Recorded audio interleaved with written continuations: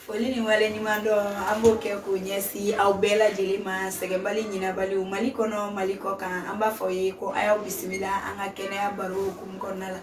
bi ani docteur Tidiane Fongoro bi nyokambulu ale anga kene masakoro yi kolotugu masa ana bina baro ke bi aramadenya kodo ka bamanonga zanado foli koro oto idala makai anga emission temenina anda magara aga we aramadem bangedu nafa jumeni ndebe asoro akonna na ikanyana ma be glan choko di ni bange donyi docteur mina dadu la sana ka dadu la mi fulda ma docteur in nyongotuma amba nche alhamdulillah baste ajarani na ala sona ala kanisa wa be amina ya rabbi befo ayo bismillah ka kena jamka kabala tv sanfɛ aw fɛn fɛn bɛ ka émission in filɛ n b'a ɲini ala fɛ ani ka tila k'a ɲini aw yɛrɛ fɛ kabala page a ka aimer ka tila ka vidéo nin partager n'ala sɔnna an bɛna kunnafoniya caman d'a ma i n'a fɔ ne y'a fɔ a ye cogoya min na adamaden wolodon k'a daminɛ tɛnɛ fo ka taa bila dimanche la nafa jumɛn de b'a la i kan ka sarakati jumɛn de bɔ olu mana bana sɔrɔ bana in bɛ furakɛ cogo di n'ala sɔnna an bɛna ɲɛfɔli kɛ mɔgɔ ye walasa bɛɛ lajɛlen ka se ka lafiya sɔrɔ i ka adamadenya kɔnɔ n'ala ka jɛ ajalanye docteur hari bi yambi fo bara in konna na anti bara damne fanga foli ni wale nyuma ndonke kanyesi ankara moko mano e bamadani deni bastandeni a Sheikh Sherif Usmani madani haidara sijani kenani la manko nyuma ala ko kalfa ani ama ya rabbi amani ni ala fe ajugu dogoleni abangeni ala ka famyali di uma ukaseka adonka afamu ni ambora o kumkono docteur iko nganya fo chogo mina iko go wolodon anga emission temenina anda tumbakara sibiri de la ani araba donc baro imborani oyeme bi ambina damine ni teneni ni demi wululan tene aden toya ka saraka e jumeni demi mana bangen tene aden toya akanga fen jumen de Kenya na maya kono no bi nafa do parce anya soro aw yerawla ko hari baraketa wala ko wolodon fana bi jate mine o de dondo de manga bara do ke o mandi ala dondo de kanga bara do ke o kadi ala ibida do barola an fleba ko bila kamalien bela jere fo kere ni yala ne teri ani ne kambo o malien de l'extérieur wi aw bi yoro anga foli be aw bela jere docteur bismillah alhamdulillah rabbil alamin nena ambifo zigri nena ni journaliste nena abela jere ne do ala sura ka kabala refo nyinigali min ke no ye tene dombaye ala kira muhammad sallallahu alaihi wasallam ala yɛrɛ bangira tɛnɛ donya la donc o kosɔn tɛnɛ ye dombaye ni den min sɔrɔla tɛnɛ kɔnɔ an b'a bila maabaya place kɔnɔ fɔlɔ mashallah nka tɛnɛnden filɛ maa min do maa ko gɛlɛntigi do a jugulamaw ka ca nga kuma minnu do mɔgɔ ka a faamu ka ɲɛ maa ko gɛlɛntigi do a jugulamɔgɔw ka ca nka a caman na a bɛ kɛ tɔgɔtigi ye o bɛ taa alakira yɛrɛ la kisi ani nɛɛma ba ye jugu min bɛ alakira kɔ a kun ka ca dɛ a ka ko fana kun ka gɛlɛn alakira ka sira o sira n'i bɔra i b'a sɔrɔ a bɛɛ ka gɛlɛn nka cɛ min do ala ye sabali d'a ma ka muɲu d'a ma ka dɔnni d'a ma a sera ka épreuve ninnu bɛɛ dafa donc n'i ye tɛnɛ ta k'a lajɛ donc maa min bangena tɛnɛ donya la cɛsiri de kan ka kɛ cɛsiri cogo di i kan ka kow de ɲɛɲini k'a dɔn a bɛ se ka ko laban sɔrɔ cogo di sinon i bɛ taa sɔrɔ mɔgɔ min bangena tɛnɛ hali n'a ye fɛn sɔrɔ ni jugulamɔgɔw ma wuli ka tiɲɛ walima ni a ka bɛ don baara fɛn o fɛn na jugulamɔgɔw bɛ da a ɲɛ k'a fɔ o b'a tiɲɛ donc o ye tɛnɛdenya don dɔ ye nka ni a ka sarakati bɔra o ye sarakati jumɛn ye k'a daminɛ mɔgɔ min wolola tɛnɛ ale a tigi ka sarakati bɛ bɛn un bélier blanc n'o ye misi jɛman kelen o de kama bi baro in ka gɛlɛn dɛ donc maa min balola bangena tɛnɛ a ka sarakati fɔlɔfɔlɔ o ye misi ye misi jɛman ani bagi n'o ye warijɛ ye warijɛ bagi a tigi bɛ o kɛ sarakati ani misi nɔnɔ yɛrɛ tuguni nin ye fɛn saba ye misi nɔnɔ ani warijɛ bagi na ala sɔnna ma an bɛ réseaux sociaux kan parce que hali ni sarakati ni laɲini de don an k'a fɔ mɔgɔ ye mɔgɔ k'u ka sarakati dɔn nka a fɔ cogo ni a caman na an tɛ sɔn k'a fɔ mun na ni maa min wolola tɛnɛ an filɛ k'a ka sarakati fɔ o dɔnna a bɛ bɔ cogo min na o dɔnna ni tara beni laturu dala baye wali man doni baba mami kabi ka ko tiɲɛ hali no aso ye saragati bo ye min bo ayo don ka ba se ka do yi jugu donc a bo cogo an b'o kɛ secret ye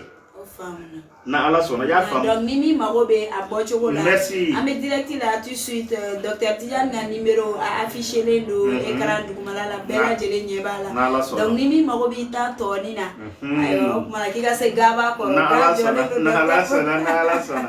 donc nina saragati bɔli surtout woloden saragati ninnu bɔli ka gɛlɛn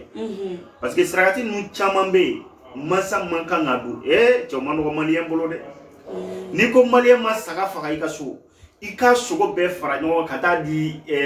du wɛrɛ kɔnɔ ka sɔrɔ i kana kelen dun hali n'a kɛra biɲɛ fitinin a b'o tigɛ ko ayi ko nin ye biɲɛ de ko nin sen t'a la n bɛ nin bila yan o ye jaralakaw ka baara de sa an b'u fo n'ala sɔnna donc ni maa min ni saragati fɛn o fɛn n'a fɔra i ye cogoya min na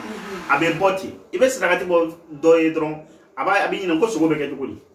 hali n'i ko a ma ko sogo in i ma kan ka morceau kelen dun ka n'i yɛrɛ sɛgɛn yɛrɛ a b'a dun donc saragati fɛn o fɛn n'a bɛ fɔ a bɛ f'i ye cogoya min na i b'a kɛ ten de parce que e ta tɛ o e bɛ k'a bɔ mɔgɔ dɔ de kama donc ni y'a fɔra e kana dun ni e y'a dun e bɛ ka bɔ mɔgɔ kama i t'o sɔrɔ bilen donc o yɔrɔ dɔ mɔgɔ ka o faamu donc o kɔfɛ a tigi ka yiri n'a b'i ko min na walasa a ka se ka lafiya sɔrɔ ani ka se ka kisi ka bɔ jugu tɔɔrɔ ma an ko a ma cangara a tigi bɛ o ɲini ni cangara ye fila ye dɛ cangara bilenni bɛ cangara jɛman bɛ an tɛ docteur ye sanga na ala sɔnna o ye cɛ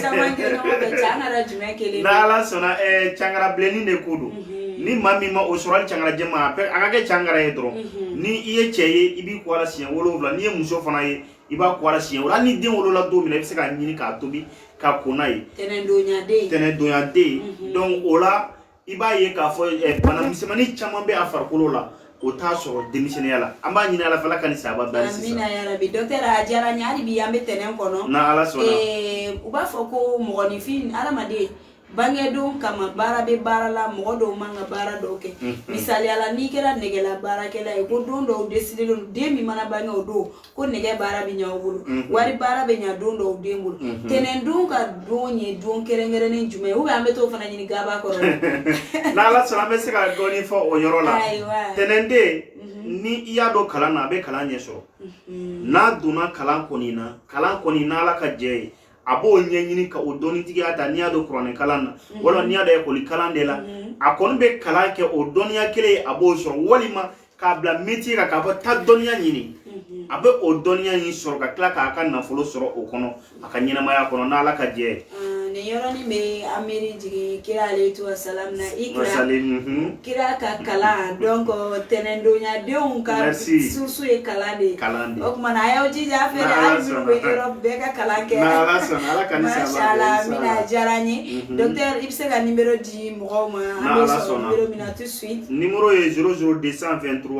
73 33 93 93 n'ala sɔrɔ i bɛ se ka n wele direct la walima n'a gɛlɛyara ma i bɛ se ka message vocal bila n kun i bɛ jaabi waati o waati an bɛ telegram fana sanfɛ numéro kelen de don ni message bila waati o waati i bɛ jaabi n'ala ka jɛ ye a diyara n ye an b'i fɔ k'i barikada k'a fɔ bɛɛ lajɛlen ko docteur bɛ k'a fɔ mais a bɛ k'a fɔ ko gaba kɔrɔla fana bɛ yen nɔ ko ni mɔgɔ min donna yen nɔ k'a sekere tɔ bɛ f'i ye o diyara n ye an bɛ tɛnɛn kɔnɔ docteur an bɔra tɛnɛn na an bɛna tarata la ni an k'o ma ko mardi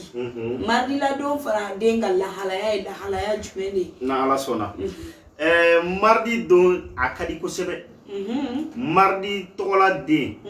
ni den min sɔrɔla mardi n'a donna jago la a b'o nafolotigiya ta a kɛra muso ye o a kɛra cɛ ye o n'a ka bɛ baara fɛn fɛn kɛ i bɛ taa sɔrɔ a bɛ kɛ tɔgɔtigi fana ye mais i b'a sɔrɔ a bɛ nafolo sɔrɔ mais a tɛ basigi a bɛ nafolo sɔrɔ mais a bɛ tiɲɛ o ye jumɛn ye sarakati de ma bɔ sinon mɔgɔ min wolola mardi k'a fɔ a ka ɲɛnamaya la f'a ka mɔgɔ de deli ka balo la jamais o tɛ mardi den ye o kosɔn mardi ye don ye don min don a ka di kosɛbɛ a garizɛgɛ ka bon donc o daraja don nafolotigi ka don don o ye n'i bɛ don yɛrɛ ɲini wolodenw na k'a fɔ wolodenw na k'a fɔ nafolotigiya o ye mardi de donc olu ye garizɛgɛtigiw ye olu ye garizɛgɛtigiw ye mardi denw je suis à côté de vous n'ala sɔnna mashallah i b'a jateminɛ hali ni denmuso n'a b'i bolo ni denmuso caman b'i bolo i ye den min sɔrɔ mardi a fɔlɔ bɛ taa cɛla la hali n'o y'a sɔrɔ a kɔrɔmuso ka kɔrɔna ye san 4 san 5 an b'o ye du caman kɔnɔ a bɛ fɔ a kɔrɔmuso furula hali san dɔgɔnin bɛ yen dɔgɔnin furula a ye dɔgɔnin furula mais kɔrɔmuso bɛ hali sisan foyi tɛ dɔgɔmuso nin sɔrɔla i bɛ taa sɔrɔ a sɔrɔla mardi donc minnu sɔrɔla lundi ou bien don tɔ ninnu na ale garisɛgɛ bɛ yɛlɛ olu ta sanfɛ de donc nafolo yɛrɛ kɔni nana tarata donya de merci nafolo i b'a dɔn sa foyi tɛ ɲɛnabɔ ni nafolo tɛ y'a ye dɛ sa an ka taa ɲɔgɔn nɔfɛ dɛ fɛn fɛn ye mardi ye bɛɛ ka message vocal bila n ka numéro la an bɛ jɛ ka baara n'ala sɔnna voilà mais ni yɔrɔ kama mardi don fana ka sarakati ka gɛlɛn kosɛbɛ ka d'a kan olu ka sarakati o ye sanu ye a cogo jumɛn na 5 grammes de l'or sanu gramme 5 o ye mardi den o ka sarakati de o de kama olu ka ko nafolotigiw depuis i bɛ sanuko tɔgɔ yɛrɛ bɛ na i b'a dɔn depuis yen k'a fɔ n bɛ ka min fɔ ko wulibali a ma nɔgɔn dɛ donc olu ka fɛngɛ sarakati fɔlɔ ye o de ye ani fugulan jɛma i y'a faamu donc ni de bɛ bɛn mardi don ka mardi den ka sarakati ma donc digan t'a la bagan tɛ ale ta la sanu k'a fɔ n ma sanu sɔrɔ n bɛna warijɛ bɔ a ye warijɛ tɛ bɔ dɛ maa bɛ wele labɛn nin tigi ta allo salamu aleykum ni tigi ka labɛn ma sabati toujours an minnu b'a fɛ ka weleli kɛ a bɛ weleli kɛ 00223 73 33 93 93 ni y'a wele ni ma se k'an sɔrɔ ɲininkali min b'i fɛ i b'a bila whatsapp message kɔnɔ whatsapp la an b'i jaabi walima i b'a bila telegram na n'ala ka jɛ an bɛ n'i jaabi an b'a ɲini ala fɛ ala ka ni saba bɛɛ hali sisan donc o kosɔn mardi ni den min sɔrɔla mardi donya fɛ donc i b'i jija cogoya bɛɛ la ka i ka sarakati bɔcogo k'o ɲɛɲini n'o ye sanu ye ani fugulan jɛma i b'o ɲini donc n'i y'o sɔrɔ de i b'i ka masaya sɔrɔ i b'i ka tɔgɔtigiya sɔrɔ o kɔnɔna na donc mɔgɔw k'a fɔ juguw wulila k'i ɲɛɲini nafolotigi i bɛ taa sɔrɔ dɔw bɛ yen u bɛ nafolo sɔrɔ san 4 5 dɔrɔn ba fa binna merci nafolotigi kɔrɔ bɛn mardi ala amina arabi ami mardi mɔgɔ min wolola mardi ne fila ka sarakati min bɔ fɔ n'i y'a bɔ a bɔ ala ye sirali ni kɛra milliardaire i bɛ sa ka sɔrɔ nafolo b'i kɔ o mɔgɔw fana bɛ dugukolo in kan i bɛ taa sɔrɔ u kɔrɔla san 100 u denw bɛ na u mɔdenw bɛ na donc i b'a ye ka hali sisan nafolo a bɛ jiri de ka taa donc caman bɛ yen wa ko ka nafolo ko baara kɛ yanni i ka nafolo ko baara kɛ i yɛrɛ baara fɔlɔ parce que an bɛ ɲinɛ o de kɔ quoi hali n'i taara nafolo baara donc i wolola don min na o don ne ye kuma dɔ fɔ yan den caman wololen don saga ma faga u ka denkun na dɛ donc a yɔrɔ dɔ a ka gɛlɛn mais fɛn do f'an k'a fɔ quoi parce que i bɛ taa sɔrɔ dɔ bɛ yen dɔrɔn bɛ taa fa bolo mais ale wulila ale kɛra millionnaire ye mais est ce que saga fagara a ka denkun na parce que dɔw bɛ yen u bɛ mɔla ka gɛrɛ u masa la ka u masa ɲininka n fa ne ka adamadenya yɛrɛ kɔnɔ donc ne bangenen aw sera ka n ka denkunu kɛ wa a ma se ka kɛ wa i ka hakɛ min b'i ka masa kan est ce que u y'a kɛ o ma kɛ i kan ka se ka i masaw ɲininka n'a ma yɔrɔ min ma dafa n'ala y'a se d'i ma i b'a dafa ni e ma se ka masa ɲininka gɛrɛ i fa terikɛ la ne min wolola aw ɲɛna yan nɔ est ce que ne ka denkunu sera ka kɛ komi denkunu a fɔra silamɛya kɔnɔ donc ni se bɛ mɔgɔ min a fɔra ko ka saga faga est ce que ne ta delila ka kɛ mais ni mɔgɔ min ko k'a b'o ɲɛɲini sa k'i bɛ k'i ka fa lagosi o tɛ fɛn min se ma hali i bɛ taa sɔrɔ den dɔ bɛ yen hali a fa ka denkuni sarakati ma bɔ donc awɔ o bɛ yen ne y'o ye a ka ca fa min ye e bange i bɛ taa sɔrɔ ale ka hali ale wolola don min na saga ma faga o don ala ni gɛlɛya bolo mais e nana sisan saga 10 b'i bolo 20 b'i bolo ne ko e fa ta ɲɛɲini ka sarakati bɔ i fa i bɛ baraji sɔrɔ kelen o kɔfɛ ale merci i bɛ barika sɔrɔ ale fana ka garisɛgɛ bɛna fara e ta kan n'e fana tilara ka na e ta kɛ dun merci a bɛ ten de hali sisan b'a ɲini ala fɛ ala ka ni saba bɛɛ maa bɛ wele lamɛn ni tigi bisimila allo salamu aleykum somɔgɔw baasi foyi tɛ tɔgɔ duman jamu duman n'i bɛ ka weleli kɛ ka bɔ min Sumaila Kante ne b'a wele ka West Bank n'ala sɔnna i bisimila an ka jɛmukan kɔnɔ n bɛ a ka jɛsi lajɛ sisan awɔ Usas bɔra ka saraka dɔ bɔ sisan mun ye saraka madenw ka saraka ye awɔ wala n b'a fɛ ka don saraka in n'a bɔra a kan ka kɛ cogo di a kan ka di jɔn de ma n'ala sɔnna ma an bɛ tila ka ɲɛfɔliw k'aw ye inshallah i bɛ message bila whatsapp kan donc an bɛ olu ɲɛf'i ɲɛna n'ala sɔnna n ka message di whatsapp kan nɔ voilà an bɛ jaabi d'i ma n'ala sɔnna ni ala sɔnna ma diyara merci i ni ce Ame ambal ma ke fo Suleiman Kante depuis ya fo Espagne ka vai ale de granga mo fo la ani mi nyongo so Dr. Tijan Fongoro ko falite wolo jamana aha ka be do fo meni mi mago be detail to la numéro mi be ka wele ni kala be message ci o la WhatsApp ka donc o bi nyongo so gaba koro na o nyongo so gaba koro to be fie chokoro ka gela sa fe ko amina Dr. anga tana wala mami wolo la mardi olu kayiri ama fama muso yiri donc ni mogo nyini ka ko muso yiri abe kadaka muna muso yiri benati ma ki ko ala awa me bo ne ga jula mo bismillah ni tika la be masira so docteur be aketo ne ka numéro be minun ko olu fana bi ka wele li ke ne ka numéro la donc ani ka wele li ke numéro mi affiché le docteur ka numéro la suina ko bare ta into info mais ne ko lundi mardi do deunde ma ko ka kla kan ta ke parce que wati mu na ala sala ka ni sawa be amon ba fa wele li ke 00223 73 33 93 93 na la sona donc muso yiri ni cede do abi ko ala sien saba ni muso le do abi ko ala sien nani donc olu tate wolofla mais olu ta ni cede do bere do ce bere saba ibi ko ala sien saba na kadi be yiri to bi na mona donc iba i ko ala ni fari jara bi ko ala sien saba wali ma dongo do bi ko ala sien kele o ye sien saba da wale na o e mardi de amba nyina la fe afam to nyuma la ka dano muso yiri to wele ba la mini muso yiri te kele nyi ni ko mogo ma muso yiri parce que yiri la be ta soro me se ka to wele fo la dogono kana mais mogo to me kana kele réseaux sociaux ça fera donner dogono be voilà dogono kana ma fa ko dogotuma ni ko dogotuma yo mogo ma ba do yiri ndo wa dogolente o donc ni yo soro dron ibi i atobi dron ki ko ala na ala sona i ka labɛnw be sabati bana jugu caman be ati soro jinɛ jugu caman be uti se ka tugi ko na ala ka jɛ donc sarakati in bɔ cogo mɔgɔ ka a yɔrɔ faamu parce que hali ni caman be u tɛ sɔn ka u kɔnɔna jɛya k'a fɔ mɔgɔ ye o mais munna an be k'a fɔ i k'a dɔn k'a fɔ degun caman ba anw yɛrɛ kan a susu ye ninnu de i bɛ taa sigi moriw fɛ somaw fɛ donc ka sɔrɔ e yɛrɛ bɛ se ka fɛn caman ɲɛnabɔ i yɛrɛ ye ka fɛn caman dɔn i yɛrɛ e yɛrɛ min ye o dɔn parce que hali n'i y'a mɛn i bɛ téléphone san ka baara kɛ n'a ye téléphone yɛrɛ ye mun ye a bɛ manipuler cogo di n'i t'a dɔn a b'i bolo fɛn fitinin de b'i bolo voilà hali ni appel kɛra i tɛ se k'a ta mais n'i y'a dɔn min i bɛ se ka baara kɛ n'a ye i bɛ se ka fɛn caman créer o kɔnɔ donc ne ye o yɔrɔ min fɔ ni maa min b'a fɛ ka i ka wolodon sara ka ca bɔ cogo na n'i b'a fɛ k'a dɔn i bɛ message ci ne ma WhatsApp sanfɛ ou bien Telegram kan munna ne b'o fɔ juguw ka ca dɔw bɛ yen i bɛ taa sɔrɔ i jugulamɔgɔ don n'a y'i ka fɛn dɔn donc a bɛ don i compte la a bɛ n'i tigi ta n'Ala sɔnna. Salamu alaikum warahmatullahi ta'ala barakatuh.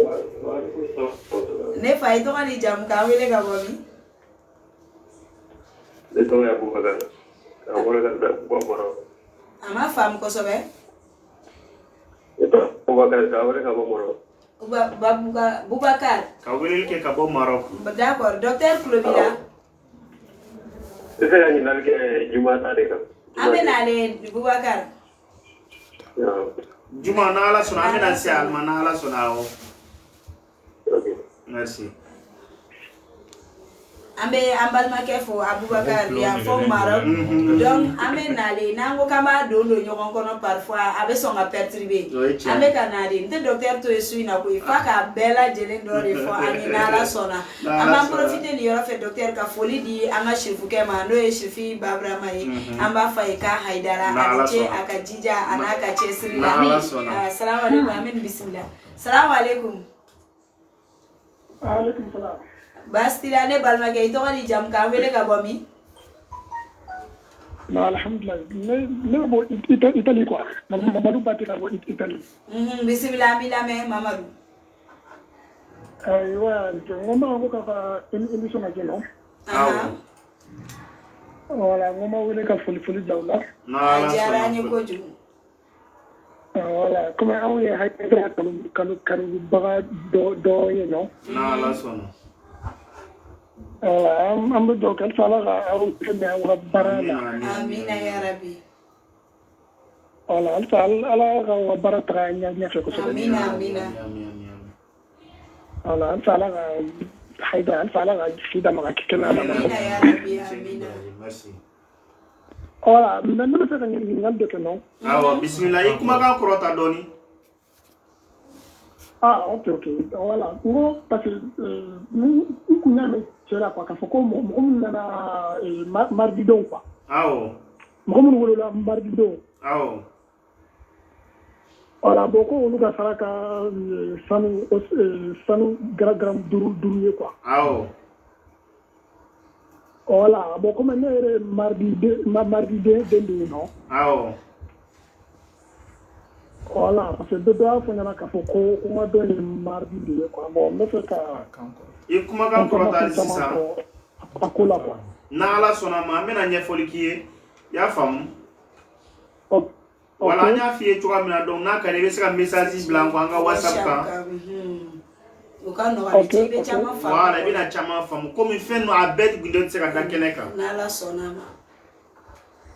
si. Na ala sona. Wala ali ni ye message blanc ça na clair émission na drombi jabi. Ah, ok. Pour Ah, moi, c'est ça. merci, Non, c'est maman la message là. Ah wa basta ayami na ala sona. Kambe itali be fo ito wala. Voilà, là, Allah man wana me di que la sini so man ni la bena ma Problème tala na ala sona. Voilà, parce que yano da quoi ça yano. Ambe ambal make fo ka itali be fo docteur ni ne ka klana mo do wi. Ah odo mardi na ala sona.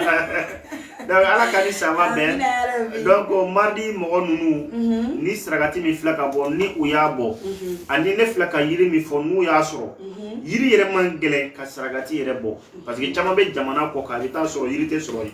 Yiri ko in kan no ko me sragati de ka gele no bora na ala sona ma ki ka la nyinu be sabati ala yoro. Min kadi ibita soro ibe obe sabati ko ni dona je fe on fe na barka be do ola na amba ni na ala ka barka do anu ko bola amina ya rabbi voilà docteur yoron do be no ame to ka ye ni de on bange na hari ni to ko dali kera abe foko kitabu to ko me soro don le fe wa ou bien o fana ye ajume ni ya soro don nu fana ni to ko kerengere ne ngula muso ya fana che ya ma ala sona ne flaga ni do fe on fe fo to ko ba abela me ka pa akuna de amano aya te pa ne te pa assalamu alaikum Salam alaikum. Ibiga WhatsApp téléphone solo. Facebook plutôt. Bastila. Uncle Bilane Balmake, ito ni jam kamele kabami. Bra wele kabu Senegal. Mashallah, ito ni jam. So bumi digo. Why bismillah jam kan kono. WhatsApp Facebook. Ibe ake to ka Facebook yi so boy ka wele ke téléphone grefe quoi. Ibe Facebook so boy ka wele ke téléphone grefe. Allô? Oui, allo ngi ka Facebook yi so boy ka wele ke téléphone grefe wala sanga sanga ñu famu. Wa alaikum salam. Kaka Facebook sobo appel là avec appel que ni téléphone mi aka sobo Facebook là quoi. Ante nyina na wele ke la bela jele ni tuma to na sira plateau nga ambo fo an wele li bakawe ni mo mi be na wele li ke iba wele la ni téléphone mi ibo sobo ibe ka fle ni minyela Facebook kan pour que angana kuma kana segi quoi parce que ba wele wakati na réseau le do amma kuma ka mbeta retard la ema anti nyogom fam obedo nyogom abeto ka fo ça dire ni mo me wele li ke o ka sobo Facebook la avec en flé Facebook mina da ka sobo yere de la wala na yi sobo la mana weleli ke ame nyongo soro wala na ala soro ala ka fam o interférer de quoi comment on va interférer de inshallah ala ka nyaka dama wala ye nyini ngali mi ke a fem flé to boy abela mais yeta soro chama be ni iye to ko nunu fo ni ulu to ko ma be o ma o be nyini ngali ke tuguni a andu to ko mi fo an to ko man ke oye est-ce que alina esragati bo aba nafa do be to nimisa de la muna ne fa era mane to ko da ni de la alors que ndedu ya famna assalamu alaikum Wa alaikum salam. Antu. Bastilane balmake ito ni jam kamele kabomi. Wala wele kabu Senegal. So mami digo. Na diko bismillah midame. Awa kana kon. Bastana docteur Promida. Yaro foi kon tala. Alhamdulillah. برمان ساكر مغفو درا الفايدة مرجين أنا بفهم فابان ما فكسبه ما شاء الله أنا عندي جوز كده على كارنا كبارة لا آمين يا ربي آمين على كاو فنا بلد جلنا كبارة لا آمين يا ربي على كا هيدر نانكرو كسيني كنا على بانكو زمان دانا آمين أدي شريفه كانوا بيرو بيرو آمين يا ربي German aku memang akeso dengan gede ke kapan dong kami mau kono ni ke dulu kita kan message cama limuri insyaallah nala ke Ami fo Nala sona nga foli baye ini baraji ambe Senegal bela je fo ese réseau asina olo ko kawala ne ninga kan mo ko baro ke ali telephone mo bota bal kan doker da ngambulo bakala wala nala sona ala ka ni kada ala ka ngala nyinu sabati chama sigile no ka o ga don kono ambe na le don don donc a ke ku ida ka famyali soro na ma yoro mi famu na message bla WhatsApp kan amba o be Telegram sanfɛ jabili be ke nala ka je chuka mna ka sika nimisi wasa so ajarani donc ko nyoro la o famiana nala sona amme mardi kono haribi akila mardi la mo e famiali so asenga fo be ameni tigi bismillah assalamu alaikum allo assalamu alaikum bismillah ne fay to ni jamu bi kan korota Uncle Bila. Ere sumogo. Korban kun sumogo dai. Basti amala tanu. Nala sona ampulo tila ko sobe bi kuma kan korota don ampulo tila ko sobe. Ina patene be ma ko kolon. Ebi kuma kan korota don ampulo tila ko. Ba bela jelen ko.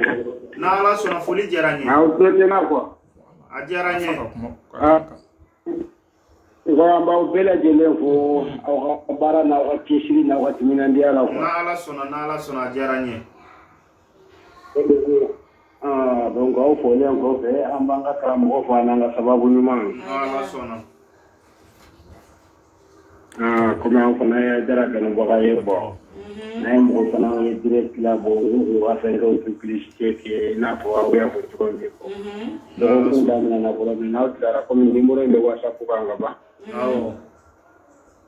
Hasil la ande bukan blauma ko ni ala sona kram ko be son anjabi la no ko te ma pasi no ko. Na ala sona basi ko itala basi tala. La ni nyo yere de. Ne fa ito ko. Okay, amba bela jelen ko. Ambe fo. Ito ko ni jamu ka wele ka bomi. Le Musa Sissoko de ne yo wele ni ke kabo Italy. Mashallah, Sissoko yi mo ko nyumamba. Okay. Ala sona. No poli bo bela jelen. Bon kram ko fote. Ambe na bena na to na na kera balla man.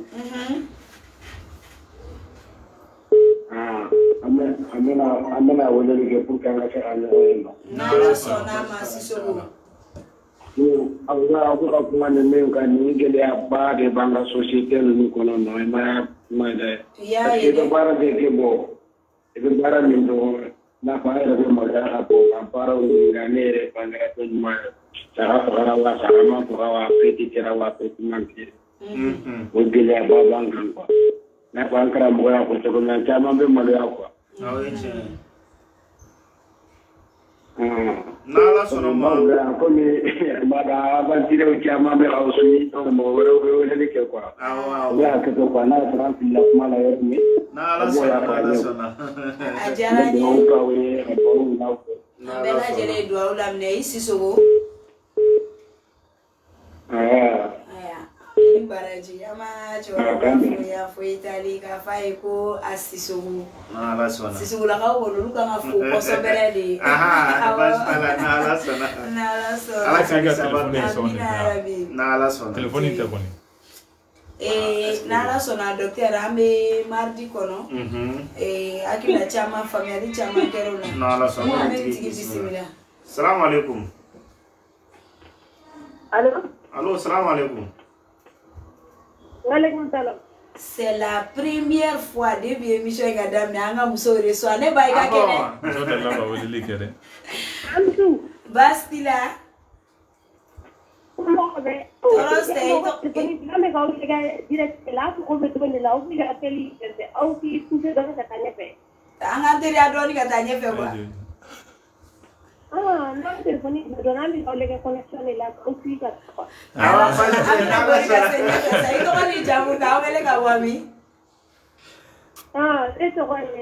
Mama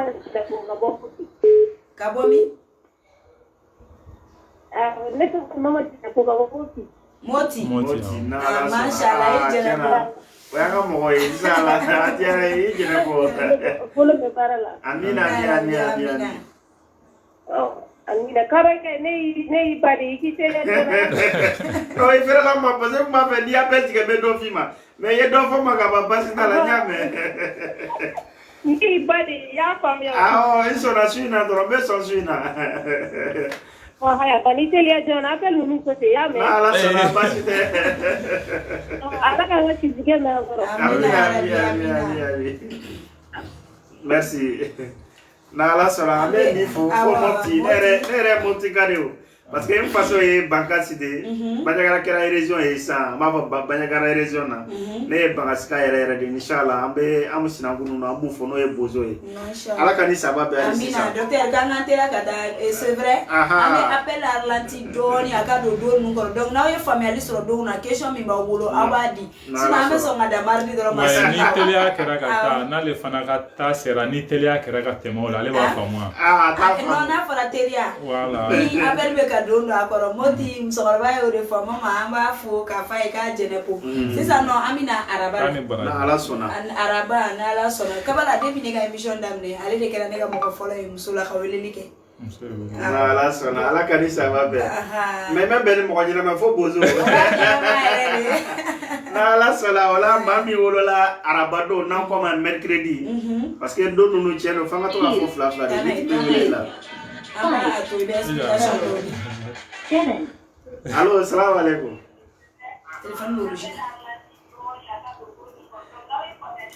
Allô, assalamu alaikum. Iso bo Facebook la wala sanga sanga nyonga fam. Iso bo Facebook la wala sanga sanga nyonga fam. Wai iso bo Facebook la doni wala sanga sanga nyonga fam. Allô? Oui, allô, oncle Bila iso bo Facebook la wala sanga sanga nyonga fam. Mesoro jarala kadi ateka fam amanteria ni mo mi weleli ke ibi jija ibi ka anleje telephone mina ibo o soboyila sino antena nyongo fam donc wala sanga nyongo fam ni i weleli ke do ibi soboy ibi ka anleje mina ka daka o kasuma na ala so ala ka fam ko nyuma moti nga president wala na ala so na weleli ke la chama president amba fo weleli ke lo were ku Arlanti doni ka kono anga do kono ka taka na ala ka je na ala so na docteur mercredi awa ametan mercredi na ala so ala kan ni sababu nena ni mami bangena araba an yɛrɛ b'a fɔ tuma caman ko araba ye doma fila ye doma fila cogo di ko n'i ye hɛrɛ sɔrɔ araba hɛrɛ wɛrɛ bɛ fara kan n'i ye bɔnɛ de sɔrɔ bɔnɛ wɛrɛ bɛ fara kan nka arabaden o ye kalankɛla ye arabaden o ye dɔnniba ye yanni an ka kalan yɛrɛ fɔ an bɛ dɔnni yɛrɛ de fɔ maa min sɔrɔla araba don kɔnɔ i bɛ taa sɔrɔ a bɛ kɛ dɔnniba yɛrɛ de ye a bɛ se ka kɛ yiri dɔnba ye a bɛ se ka kɛ kuranɛ dɔnba ye a bɛ se ka kɛ dɔkitɛri ye c'est-à-dire dɔnni fɛn min ye dɔnni ye fɛn min bɛ ɲɛɲini k'a ɲɛdɔn ale b'o sɔrɔ nka araba don n y'a fɔ an da magara la a bɛ kɛ cɛfarin fana ni n'a kɛra cɛ ye n'a ye kɛlɛ daminɛ i bɛ siran ɲɛ a bɛ fɔ a bɛ kɛlɛ sɔrɔ a t'a dabila yɛrɛ a kɛra muso ye a kɛra cɛ ye i bɛ taa sɔrɔ dusukafali n'u ye kɛlɛ sɔrɔ a tɛ dabila a t'a bila donc caman yɛrɛ b'a fɔ ko i ka lamu kɛ ka araba den tigɛ walasa jeli ka bɔ a la ne ko non a kana bɔ a la saragati de ka gɛlɛn ka tɛmɛ i bɛna jeli min bɔ a la ye a dafalen de nana o ni jeli bɔ don jeli bɛ se ka bɔ a bɛ s'i ma ani jeli yɛrɛ siri ma o y'a ko de ka jɛ donc maintenant jeli bɔ in dɔrɔn t'a nafa kana jeli yɛrɛ bɔ a la i b'i jija de k'a ka saragati bɔ a ka saragati o don an y'an da don a la yan nɔ n'o ye woro jɛman den 7 bilenman den 7 ani dunu kɔrɔnin voilà donc ni ma woro i bɛ yɔrɔ na ni woro tɛ sɔrɔ yen ale bɛ se ka remplacer ni nɔnɔ kɛnɛ ye les deux vases mais nɔnɔ kɛnɛ yɛrɛ dafalen de ko don parce que caman bɛ nɔnɔ mugu gosi k'a kɛ saragati ye m'a fa te minɛ mais andi misi nɔnɔ o tɛ kelen ye dɛ voilà donc ni ima olu sɔrɔ i bɛ se ka kɛ misi nɔnɔ kɛ a saragati ye o ye araba dɔ ye donc ni ye den sɔrɔ araba dɔrɔn i b'i hakili to ni saragati na ni saragati ni o bɔlen kɔfɛ ale ka yiri o fana bɛ yan n'ala sɔnna ma an bɛna o fɔ mais fɛn de dɔ bɛ yan an bɛna o fana fara kan arabaden n'i kɛra cɛ ye ni cɛya ko problème y'a sɔrɔ a ka gɛlɛ a ka furakɛ dɛ araba den min wolola araba don ni faiblesse sexuelle i n'a fɔ cɛya ko problème y'a sɔrɔ a furakɛli ka gɛlɛn kosɛbɛ donc ni yɔrɔ kama c'est-à-dire même que c'est très important fɛn ninnu an ka évaluer mɔgɔw k'a faamu dɔ bɛ bana dɔ b'a minɛ u b'a fura ye u b'a ko fura yɛrɛ t'a la a tɛ sa a tɛ kɛnɛya a bɛ sɛgɛn ka sɛgɛn a wolola don min na i bɛ fɔlɔ ka taa o saragati de ɲini n'i y'o saragati bɔ i b'a yiri ɲini n'i y'a yiri ɲini k'a dɔn donc o don n'i ye fura min bɔ a ka ca ala ka bɛ lafiya sɔrɔ allo salamu aleykum allo ni tigi ka labɛn ma sabati an b'a fɔ k'a barikada k'a k'a jija fɛ na ala sɔnna donc ala k'an ni saba bɛɛ hali sisan ala k'an ka laɲiniw bɛɛ sabati amina o la ni mɔgɔ min b'a fɛ ka i ka yiri dɔn n'o ye arabadon ye an b'a fɔ a yiri ma tɔngɛ dɔw b'a fɔ ko dɔngɛ mais tɔngɛ kɔni a bɛɛ yiri kelen de donc tɔngɛ n'i y'a bulu de sɔrɔ i y'a lili de sɔrɔ o de bɛ bɔ dɔrɔn k'a tobi fa ka mɔn n'a mɔnna a tigi bi a ko a la donc ni cɛ de don a b'i kɔ la siɲɛ 7 ni muso de siɲɛ 7 mais ani talata don fana tɛ kelen talata don ta an y'a fɔ ni muso de don siɲɛ 4 ni cɛ don siɲɛ 3 voilà mais ni yɔrɔ la ani tɛnɛn de bɛ se ka surunya ɲɔgɔn na dɔɔni o bɛɛ ye 7 ye ala k'a faamu cogo ɲuman yari sisan amina yarabi docteur an b'i fɔ k'i barikada ni mɔgɔ mago bɛ information wɛrɛ la k'i ka docteur ta WhatsApp sanfɛ donc ani bɛ ɲɔgɔn sɔrɔ gaba kɔrɔ a b'a tɔ ɲɛf'i ɲɛna n'ala sɔnna n'an bɔra araba la an bɛna alamisa la docteur alamisa fana don olu taw bɛ cogo di n'ala sɔnna ala ka ni saba bɛɛ amina alamisa ye laɲini don di i bɛ min ɲini fɛn caman bɛ yen u b'a fɔ ko n'i bɛ feere daminɛ i k'a daminɛ alamisa walima tɛnɛn caman b'o fɔ ka d'a kan alamisa ye laɲini don de i bɛ min laɲini munna alamisa ani juma ninnu bɛ ɲɔgɔn fɛ juma ye donba ye a ma se juma ma mais yanni i ka se juma ma i bɛna tɛmɛ alamisa de la donc o de kama alamisa ale ye laɲini don de an bɛ nin tigi bisimila allo salamu aleykum wa aleykum salam balimakɛ i tɔgɔ ani jamu Salamu tɔɔrɔ si alhamdulilayi mɔgɔbaw don baasi foyi tɛ an b'a la tanu baga émission de lamɛn direct la quoi n'ala sɔnna voilà diyara n ye fo ka dama tɛmɛ ko n'ala sɔnna a diyara n ye voilà n bɛ weleli kɛ ka bɔ Libreville la n'ala sɔnna i tɔgɔ ani jamu n tɔgɔ ye Sisoko Ahmed n'ala sɔnna voilà ala ka bolo mɛn a ka baara la amina amina voilà komi ko WhatsApp bɛ donc an bɛna commencer ka vocal bila WhatsApp la kan inshallah n'ala sɔnna inshallah voilà an bɛna to expliquer o yɔrɔ la quoi n'ala sɔnna ma o t'a tiɲɛ fɛ o ye gaba kɔrɔla ye ok inshallah an b'an balimakɛ fo k'a f'i ye k'i Sisoko fo Libreville inshallah donc o yɔrɔ dɔ mɔgɔ k'a faamu donc alamusaden laɲini den don donc ni i ye den sɔrɔ alamusa a ka di i ye den ka kɛ mun ye o ye ŋaniya fɔlɔ-fɔlɔ ye parce que caman yɛrɛ bɛ den wolo o bɛ ɲina o yɔrɔ kɔ n'i ye den sɔrɔ e yɛrɛ de b'a fɛ i den ka kɛ mun ye f'i k'o ŋaniya de ta fɔlɔ ka sɔrɔ alamisa yɛrɛ ko tɛ n'i ye den sɔrɔ tiɲɛ ne b'a fɛ n den ka kɛ karamɔgɔba ye n b'a fɛ ka n den bila kuranɛ kalan de la n b'a fɛ ka n den bila ekɔli de la n b'a fɛ n den ka kɛ balontanna ye i b'o de ŋaniya i bɛ to ka o de f'a ye fana a tulo la awɔ an ye nin mɛn n'ala sɔnna kalanso an bɛ nin fana fara ala ka jɛ parce que nin yɔrɔ na docteur an cɛkɔrɔba dɔ bɛ yen nɔ kasoro araba anta do ko e kalam do nyire mais atuma fanyire ni awita o dew na do kalana do mina demseni do no folo kalana war ni kalanda ra tene kina kana tan tene ikata bla kalan so la araba do merci ya tene no yoro ba so araba e kuma info mais docteur ko don ba yoro de flene donc ni be fe denga ke mi fana ibitu ka fa de na ma klo merci miseliala ni de o la te fo iga mishiri wela ko ro o be fo allo assalamu alaikum balma ke to ani jamani be ka welel ke ka bomi ne to arna dabo kuma kan ko ta doni arna dabo bi voyer doni kan voyer doni voilà en club bila 600 ok donc awo ko do na so ko li jarani ambe do ko nya do mi nopi inshallah na la sona jani kana la dambe dire Allahumma amin ara ko na barala amin rabbi amin awo ko dada awo tinga ko awo paita wati ne banga ko mi sana ki wati na la sona ko ba ko bi mardi mo ka duni ubia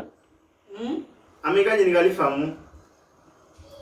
ngo o ma ko bi mardi de ngwa duni ko mardi deun antemena o yoro kan doni ame semeni yere bela jele ni kono bi donc ni ala e dona na tawila amna do in kelengele beta ka baroni o fana ye ok na la sona ko ba ko yoro ka ni ko ya ko ga uti na yoro la ko awo antemena mardi la meni mako be nyini ngali na docteur kan numéro be whatsapp ka ifse ka message vocal chama pour ka obise ka nyoko famia ok pas de problème na la sona ibi ka wele ka bo mi harna Italy. Mashallah. Mana Italy kau? Au benishu. Najara. Sabar, biwami. Aya. Okay. Kaso era dambe le. Amina. Awa. D'accord, ajara. Na la sona ambo fu. Ame arna fu ka debu. Inshallah. Ana maroke o mawele like. Inshallah, ouais vraiment. Ya jona ba kamala. Maroke mi da kambe. Ala kali sama be ali sisa olambe bela jelefo donc an kumbe yoro min kan o di ala musa yi donc ala musa surtout ne ko den iba nganya e de ba do iba fi den ka kemu ni abe fo ni I muso jigina den na I ka seli wela ko seli wele kunye munye den ren da te fo kala mo aka donc ka fo afa be sira do re kan ya no na na ka tugo ko allo assalamu alaikum wa alaikum salam wa rahmatullah balma ke to ka ni jamani bi ka welel ke ka bomi docteur amga welel ken watina ka ko ngo Brazzaville inshallah bastila ito ni jamu makono jara ama fam John jara makono jara markono anklo bila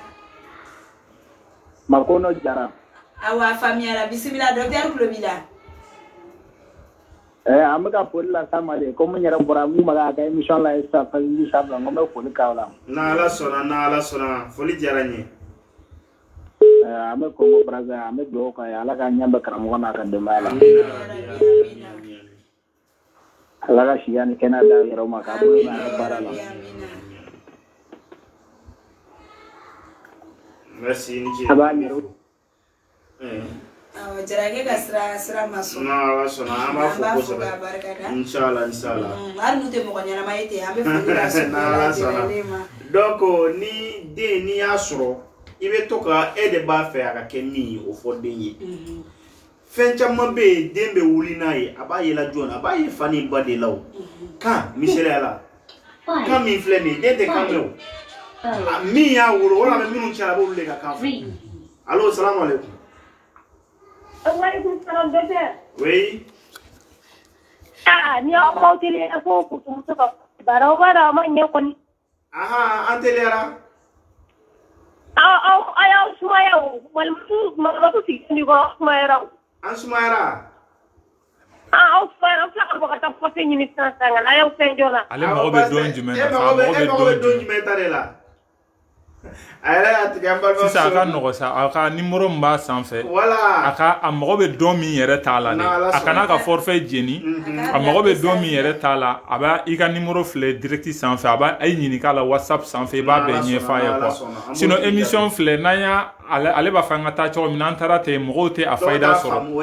mɔgɔw t'a fayida sɔrɔ quoi mais an bɛ hakɛ to ɲini k'a fɛ ka bɔ fo k'a bɛ fɔ Moti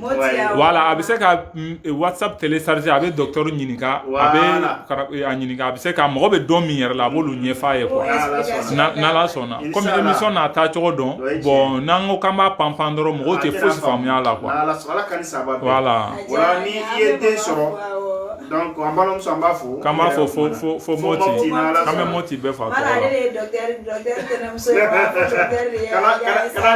kana ɲagami dɛ n'Ala sɔnna donc ça c'est très important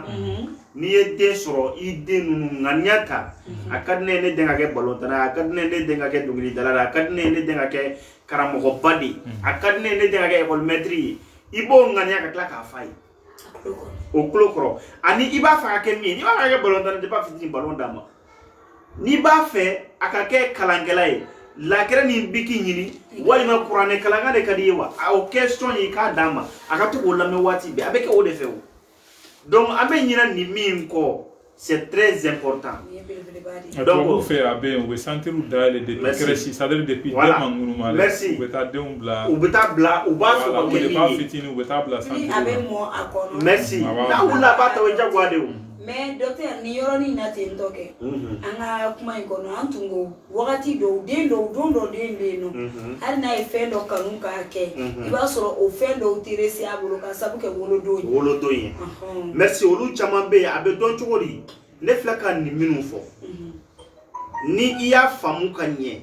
i b'a dɔn i ka baara ye min ye parce que baarako fana ye fɛn dɔ de ye munna an t'an da don sisan k'a fɔ ni wolola nin don in na ni de y'i ka baara ye ani k'a fɔ nin de i tɔgɔ ye o yɔrɔ fila in an b'a to yen parce que dɔw bɛ yen olu ka faamu ka surun dɔw bɛ yen i bɛ taa sɔrɔ commerçant de don ni ko a ye sɛnɛkɛla don walima commerçant de don ni ko ale bɛ baara sɔrɔ sɛnɛ de la i b'a ye a bɛ obligé ka commerce bila joona joona ka na sɛnɛ na alors que non e man kan ka commerce bila ka na sɛnɛ kɛ o i b'a filɛ de kɛ i bɛ to commerce de la ka na sɛnɛ kɛ mais ni mɔgɔ m'o yɔrɔ faamu dɔrɔn a bɛ fɔ karisa de ko n ka commerce bila ka na n ka sɛnɛ kɛ n y'a kɛ n ka baara tiɲɛna donc voilà n'Ala sɔnna o yɔrɔ kama nin don fila in an bɛ pan kunna parce que ne bɛ diɲɛ fɛn o fɛn fɔ ne b'a fɔ ni Ala de cɛla la tɔgɔ ɲini t'o ye wari ɲini tɛ n bɛ aw de bilasira ani ka tila ka ladilikan fara ɲini bɛɛ fɛ donc jeudi don ye laɲini don de an y'o fɔ amina arabi ami hali ni muso min ka furuko gɛlɛyara k'a fɔ karamɔgɔ duwawu kɛ a caman na n'a yiri bɛ bɔ a bɛ bɔ jeudi de alamusa don o y'a ka laɲini de ye i b'a fɛ ka muso furu i tɛ ka muso sɔrɔ laɲini de don jeudi de a bɛ kɛ donc walima i mago bɛ duwawu yɛrɛ de la ka fɛn dɔ sɔrɔ i y'a kɛ ka dɛsɛ tɛ k'a sɔrɔ a bɛ laɲini jeudi de i ka kuma latigɛ tɛ kabala an ka musokɔrɔba dɔ fana de la k'o fana fɔ a ko muso mana npogotigini mana mɛn a masaw bolo a ma furu olu bolo fɔlɔ u tun bɛ a kun digi alamisa 4 n'u y'a digi ni alamisa jeudi min bɛ nale u b'a fɔ ni o jeudi sɔgɔmada kɛnɛ ka segin k'a digi ka sɔrɔ o jeudi tile ma bi jeudi min bɛ da o kan u b'a fɔ n'o sɔgɔmada kɛnɛ ka segin k'a digi ka sɔrɔ o tile ma bi k'a tɛ jeudi kun 4 sɔrɔ ni cɛ min kan bɔ a kɔ fo n'a yɛrɛ ko k'a t'o cɛ fɛ o fana ye fayida dɔ ye k'o di an ka bamusow ma an ka galalen minnu b'an bolo inshallah ala ka an dɛmɛ bismillah allo salamu alaikum wa alaikum salam wa rahmatullah an b'a kɛ i tɔgɔ ani jamu ani i bɛ ka weleli kɛ ka bɔ min ne bɛ weleli kɛ ka bɔ Kɛɲɛba n'Ala sɔnna a ye Kɛɲɛbakaw ni baasi t'aw la alhamdulilah i bisimila jamukan kɔnɔ Kɛɲɛkaw bɛɛ lajɛlen bɛ baasi foyi tɛ an bɛɛ ka kɛ ok ko n b'a bɛɛ lajɛlen fo Kamara n b'i fo madame Elise n b'a bɛɛ lajɛlen fo ne kɔni ne kɔni sisan ne b'a la ka lajɛ mais tiɲɛ yɛrɛ la émission ye min ye ne ma se k'o kɔni faamuya ne balimakɛ i tɔgɔ ni jamu ye jumɛn ye fɔlɔ k'an wele ka bɔ ne tɔgɔ ye Sidiba awɔ an ka bi émission bɛ dɔgɔkun don de kan quoi don jumɛn don i kan ka mun kɛ mun y'i ka jiri ye mun y'i ka saraka ye bi émission b'o de kan k'a daminɛ ntɛnɛn na ka n'a bila fo kari la du lundi au dimanche donc an ka émission b'o de kɔnɔ bi actuellement an bɛ jeudi de kɔnɔ an tɛmɛna lundi la an tɛmɛna mardi la an mercredi fɔ an bɛ jeudi de t'a kɔnɔ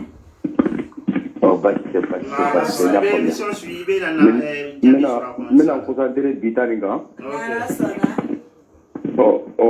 N'ala sɔnna ma sinon page nin ne kɔni ka page don. Ok kabala bɛ fɛn o fɛn bila n b'a bɛɛ lamɛn.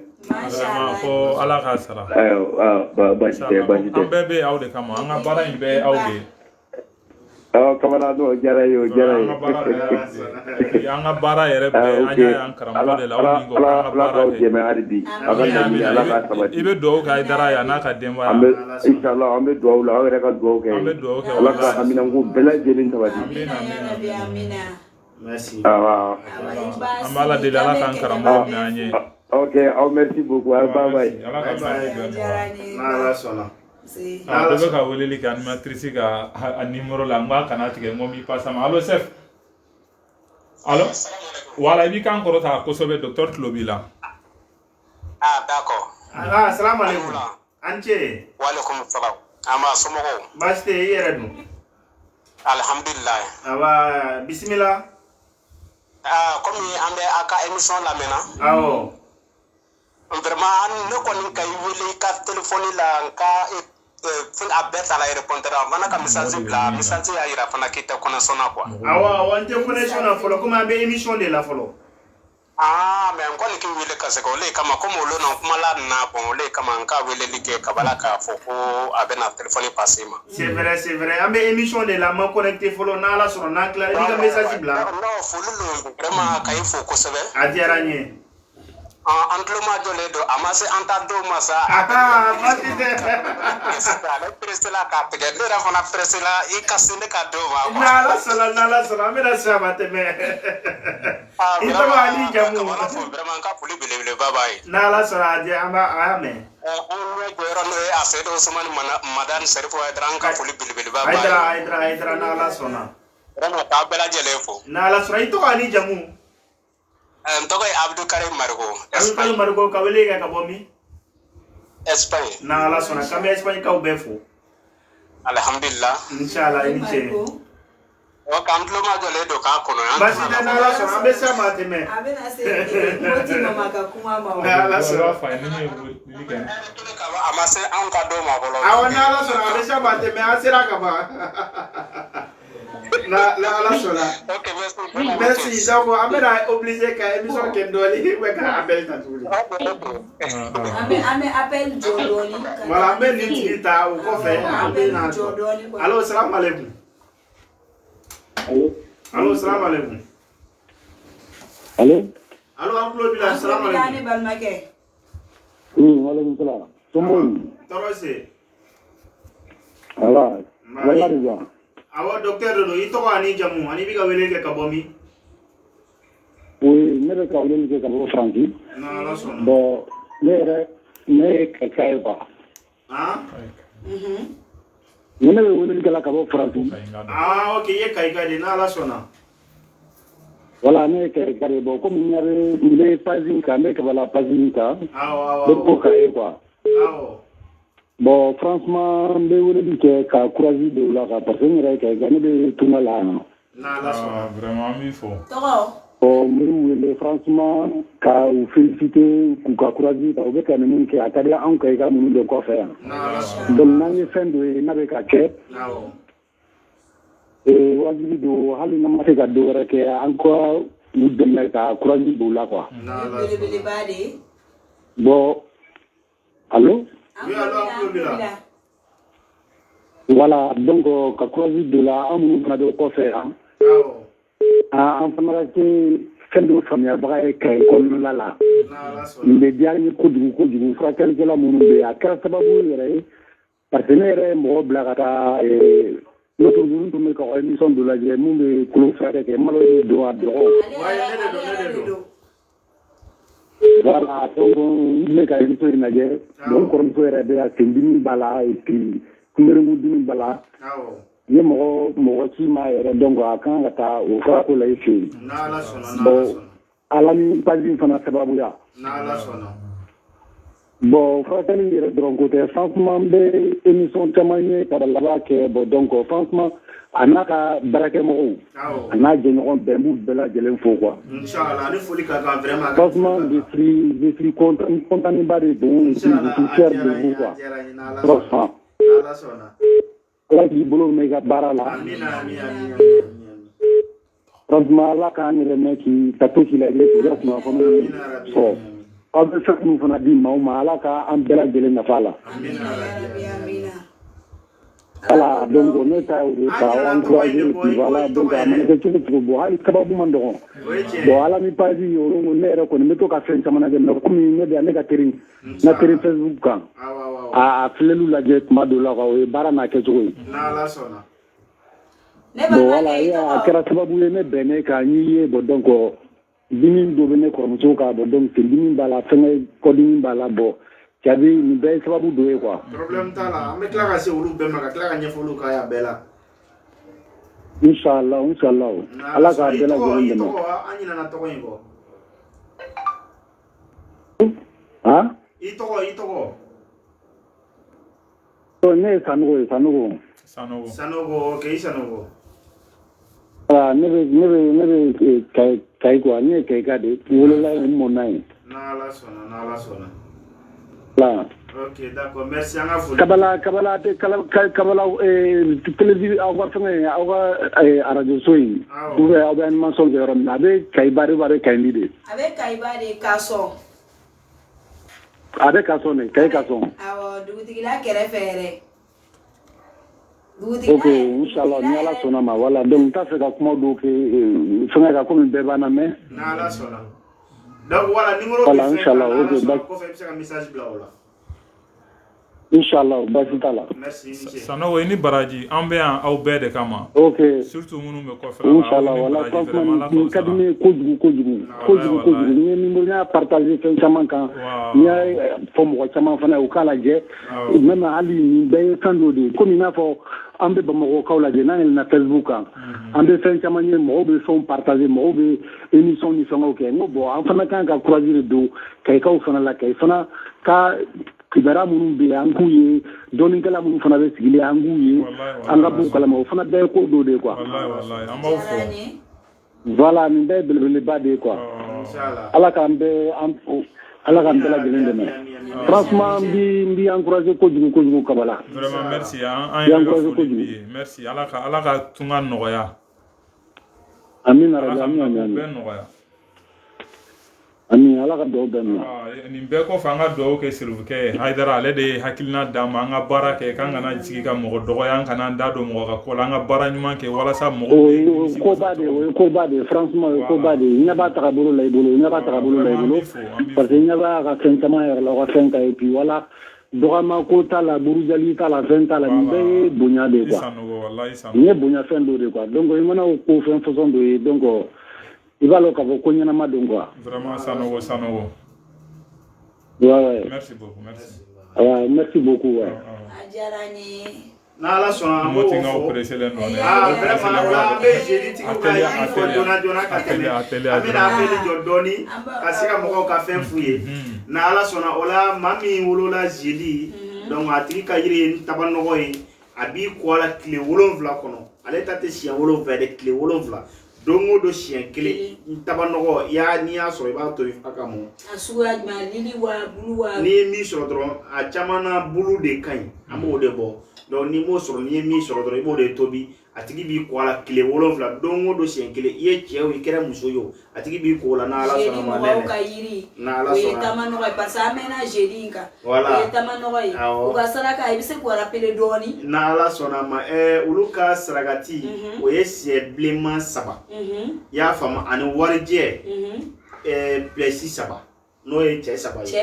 o den 3 ani sɛ bilen dunukɔrɔ bilen 3 voilà n'ala sɔnna olu ka sarakati tamanɔgɔ o ye yiri ye ala k'a ni saba bɛn jeudi mɔgɔ aw tulo bɛ nin na dɛ nka ne ni mardi mɔgɔw de bɛ ɲɔgɔn bolo basi tɛ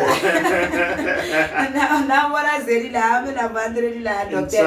amanteria jona forfait sana wo bolga forfait wo ga jeri problème ta na ala so ala kanisa wa be juma e dombai kada kan slamo mama tara juma bina fa ni tara yiji ni hiji seti donc juma e dombai ni mami sorola juma nga juma tigi juma denga ko ka gele juma ka gelende o kuma na nyame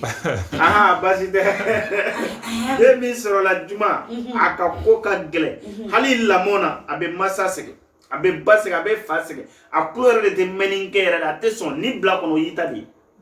mais na ye mi soro na ye mi mine ato bla de alisa yayi awo ni juma de dona ko mina adona de na bora mina a bora de awa na dona dien fe fe na chamani ba so ala be barka do ala ni jugu fana ko kuba kele ilafia ayo te juma de nyara le ay no ale ko le no ale ta banendo mais abe aka erreur de kacha voilà donc erreur nuna ando be wuli de sinon na ka fo mo de ka ale wuli ka nyenyi ka so no fo na kira atigi a nyenyi ko sepede oui sinon juman don koni o labene do mais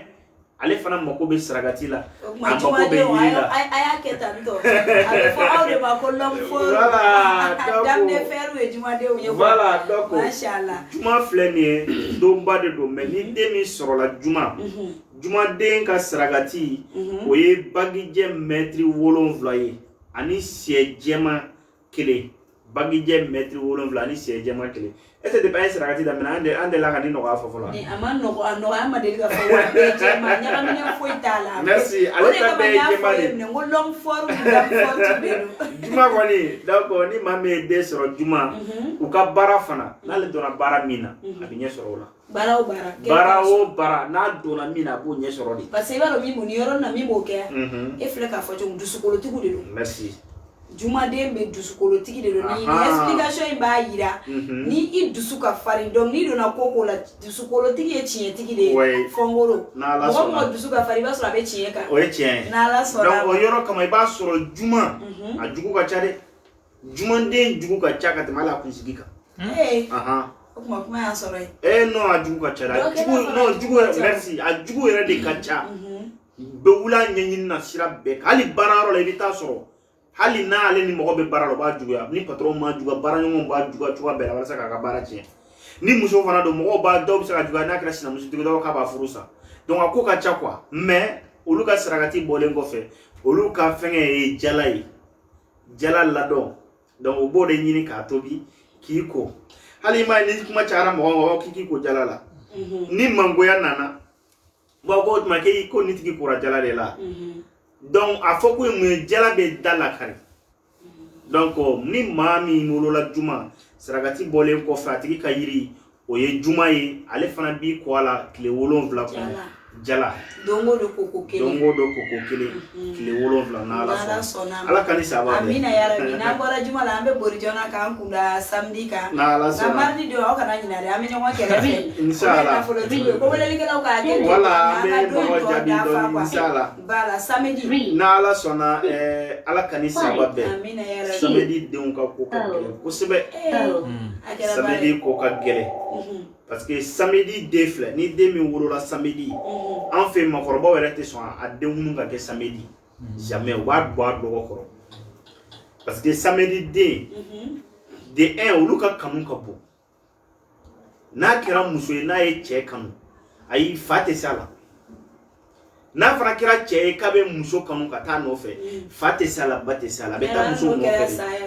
abeta o no fe de donc au samedi nous devons à chama mais kanu avec ça ka fenvere kanu no e nyuma yi mais avec eto ko ere ba de ni juma ni saragati anaka yiri ani nyi misho katoka fa iba fa ka ma miye ni ya isira jugu minga ajate mi le de fen sur la samedi beta so ale ko keta ni si tate kelenyi femi mo wala amaka di kele flana dobe mola mi alete mola no oyere ni peut-être ni do be na ale be do we mola ka donke ale ba ka donke ke akasira fo itala walma dongli dan mo be do mola ale te mola ka sira fo itala o kuma na sa ante kala sebe kamala ay atto to la de do ke kala sebe de ko walma dongli dan no ay do ana kala sebe eto ma fo ito ko de na la so la kalisa be ba me kire to ko sino amako donc samedi et doma fly ni komi so ale fana ni araba de kile mais araba fana kapsa ni samedi ka kelele donc na ala be denda maka dama ka so samedi te mais na ya dama fana c'est-à-dire ala dugukolo kan foité ferete mina fem fenya solution ka be voilà solution bala mais il va ta so amé décroiser ka solution ni soit amé dimi ka de solution ni parce que amé dimi ko jubu do be al sa fla ni munu fo bafo eche est-ce que ne rebse kan bora no akay ni mi bene so kan so leta bo ble wakati temena ka ba nesi yere do ke ka voilà ari mo sa to ibe here do ke ka sa merci ya donc c'est des choses très importantes doni ba oflene surtout en flene an ko kacha doni yere ka boy mo me an wele ku ka problème fo ni ala ka doni yere te fa be duina kuma do be kamini ala ka de blo bi tsikake abe na vie ko ni kerana mais ebe mo fo donc depuis il ka donc ko mo te kele problème na na tuko solution ni ka fo nye ne fin do fo Sifla TV la ka fo ko ne wartigi jume ko warbe ko te war ni est-ce que yo be merci mais fanta nyininga est-ce que aka fanta ya kama aka fo ne fanta ne fana teta war nyini o fana te no re mais ebe joye en fait frafina ka fo ne ka kene meta kene ya nyini ito yi donc o e fe wi amba to ko fe ni banana na ka chieni ke wati mina donc na folo fe soro la o e soro ka do banana da fe to no e wuli bale chaman be barake ka barake o be nyina kene ya ko me kla to wari bedo frala o be ke wakati chama ya donc o fe no me kla ka se o yoro ma ka explication di na ala sona ma donc ni demi wolo la samedi anye saragati fo donc uluka yiri ama saragati fo antunya fo semaine temeni saragati ma fo ama saragati fo na ala sona ale saragati ni araba saragati kasuru no e wuro den wolonvla ani blema merci donc mimbe da o kan o ye sagadi saga sugu jume aka ke sagadi ge donc couleur ko tala ya fam mais ni iba soro parce que samedi doma flatter ba ke couleur fly kan fima ou ben wara saga mi e couleur fly dro saka nyagamine quoi saka nyagamine parce que doma fla samedi afora ko samedi kaka gere na utala mekanya na la sona ko jema die wolo fla blema die wolo fla ali saka nyagamine na la sona on ni mo nyagamine mo se mageme be fla sa be jema sa be blema sa kamala ala kali sababe donc ko o be ko fe ni stragati mbora iba soro atiki kala nyinu abe sabati donc kanu fana mo sitanye kanu na soro najima dama o foi madama afele no kwa naturellement wa ere dusukun ka yabe mo fe merci mais o ka so ya deme sire o ma volo yo faraga yo faraga me mo fele kabala o ma ni animatiki de be fe parce que mo be no ko mo ba fe iba soro ni ya jo keme o keme mo ti ka fe fen kama de adusukun fe na fe be no mais tuma do la karsa ka fe te ba ere do jele mandi u fana be ba do be u jele ma kali mo ya esawa o kuma na la ka so samedi de ayo chesri na la sona ola uruka yiri anko ma sirigili ale akacha bamanande kayyan kon madele kaye sirigili madele kaye kayya mais ni tra fura fere la fe ni ko mo ma ko sirigili abe so kankele ne do donc o de benyini ni o so la dron ulu fana bu ko ala clécien wolonvla voilà na kada ya ba ko clé wolonvla na kada bi ko la don clé mais akon mi ko la sien wolonvla akera cheye akera muso na la so samedi yiri wala sirigili o kuma na samedi la do ayo mere na ko la samedi la amina loko kun fori yoro la inshallah dimanche ni ango mako kar jour de repos akoni andaro ajurere boko imbora ya la sala kani sama be do no la bi awo be dimanche fle an labana me dimanche de dien don foloy dien don foloy dimanche de donc ni mami wolo la dimanche ale ka saragati woro jema keme woro jema keme ani tamuro den keme ani sie o fana ye jema ye o fana kele suna kele na fa shia keme tu ba ba ta shede o sa bula mara na wala keme dara jo ga ni shia ku kera keme de tu mo dimanche la de o beta shede nu de sa folo ko la balo ouais donc dimanche fana de ale ka situation de munundo ni don bébé do akono don fen fle ka bo akono a bébé bo dimanche inde kono donc afla ka ni fen fo de mi se ka ka be donc ale touré oro poñe quoi merci parce que Dieu don folo de ale a be bora ale de la don nu be bora dimanche de kono donc comme dimanche de ndoron ala bisa hina fo tenenta ou talata ou arabata voilà ale konta kelen tale ale mana benimi ya wota merci ya bo mana ala ka dimasi de ala ka benimi mani amina mardi ka ala ka benimi mani la do d'accord ni olu fana ka saragati bora ko fana ka laɲini be sabati dugukolo kan fa ta ka laɲini a be kɛ fa sago a be kɛ ba sago ye donc a jugu mana wula ko be wula ko de mais i b'a sɔrɔ u tɛ sala ka da ka don bɛɛ bɔra dimanche de y'a faamu donc o kɔfɛ olu ka yiri u kan ka ko yiri min na an b'a fɔ ma kalakari bilenni ale fana ye jiri ye jiri min do an yɛrɛ bɛ ale kɛ ka furakɛli kɛ kosɛbɛ parce que a bɛ baara kɛ kolotuguda ninnu de la kosɛbɛ k'a caya an yɛrɛ bolo donc o kalakari bilenni u b'o de ɲini k'a tobi a b'i kɔ a la siɲɛ 7 ale fana n'a tile 7 kɔnɔ ou bien siɲɛ 7 dɔrɔn n'a ka di tile 7 n'a ka di i b'a ko don kelen o ye dimanche ye maintenant ni don bɛɛ lajɛlen filɛ k'a fɔ ni saragati fɛn o fɛn filɛ k'a fɔ kelen tɛ yen min fɔra k'a fɔ i k'a dun donc o de kama an y'a bɛɛ bila secret ye ni saragati fɛn o fɛn filɛ a caman bɛ yen a man kan ka di hali i ka mɔgɔ ma parce que fɛn min don e ta tɛ e y'a di de donc a b'i n'a fɔ du kɔnɔ ne de la ka dalen dɔ fɔ n ko nin ye yiri juba dɔ de an ka du kɔnɔ yiri ni falenna ka tila ka den kɛ den mɔna a mɔnen filɛ nin mɛ dudenw tɛ se k'a dun donc o ye denmuso de ye i bɛ taa sɔrɔ i denmuso n'i y'a sɔrɔ a cɛ ɲɛna cogo o cogo hali n'a fɔra a cɛ ka ni diɲɛ muso bɛɛ ye e tɛ se k'a fɔ donc o bɛ cogoya min na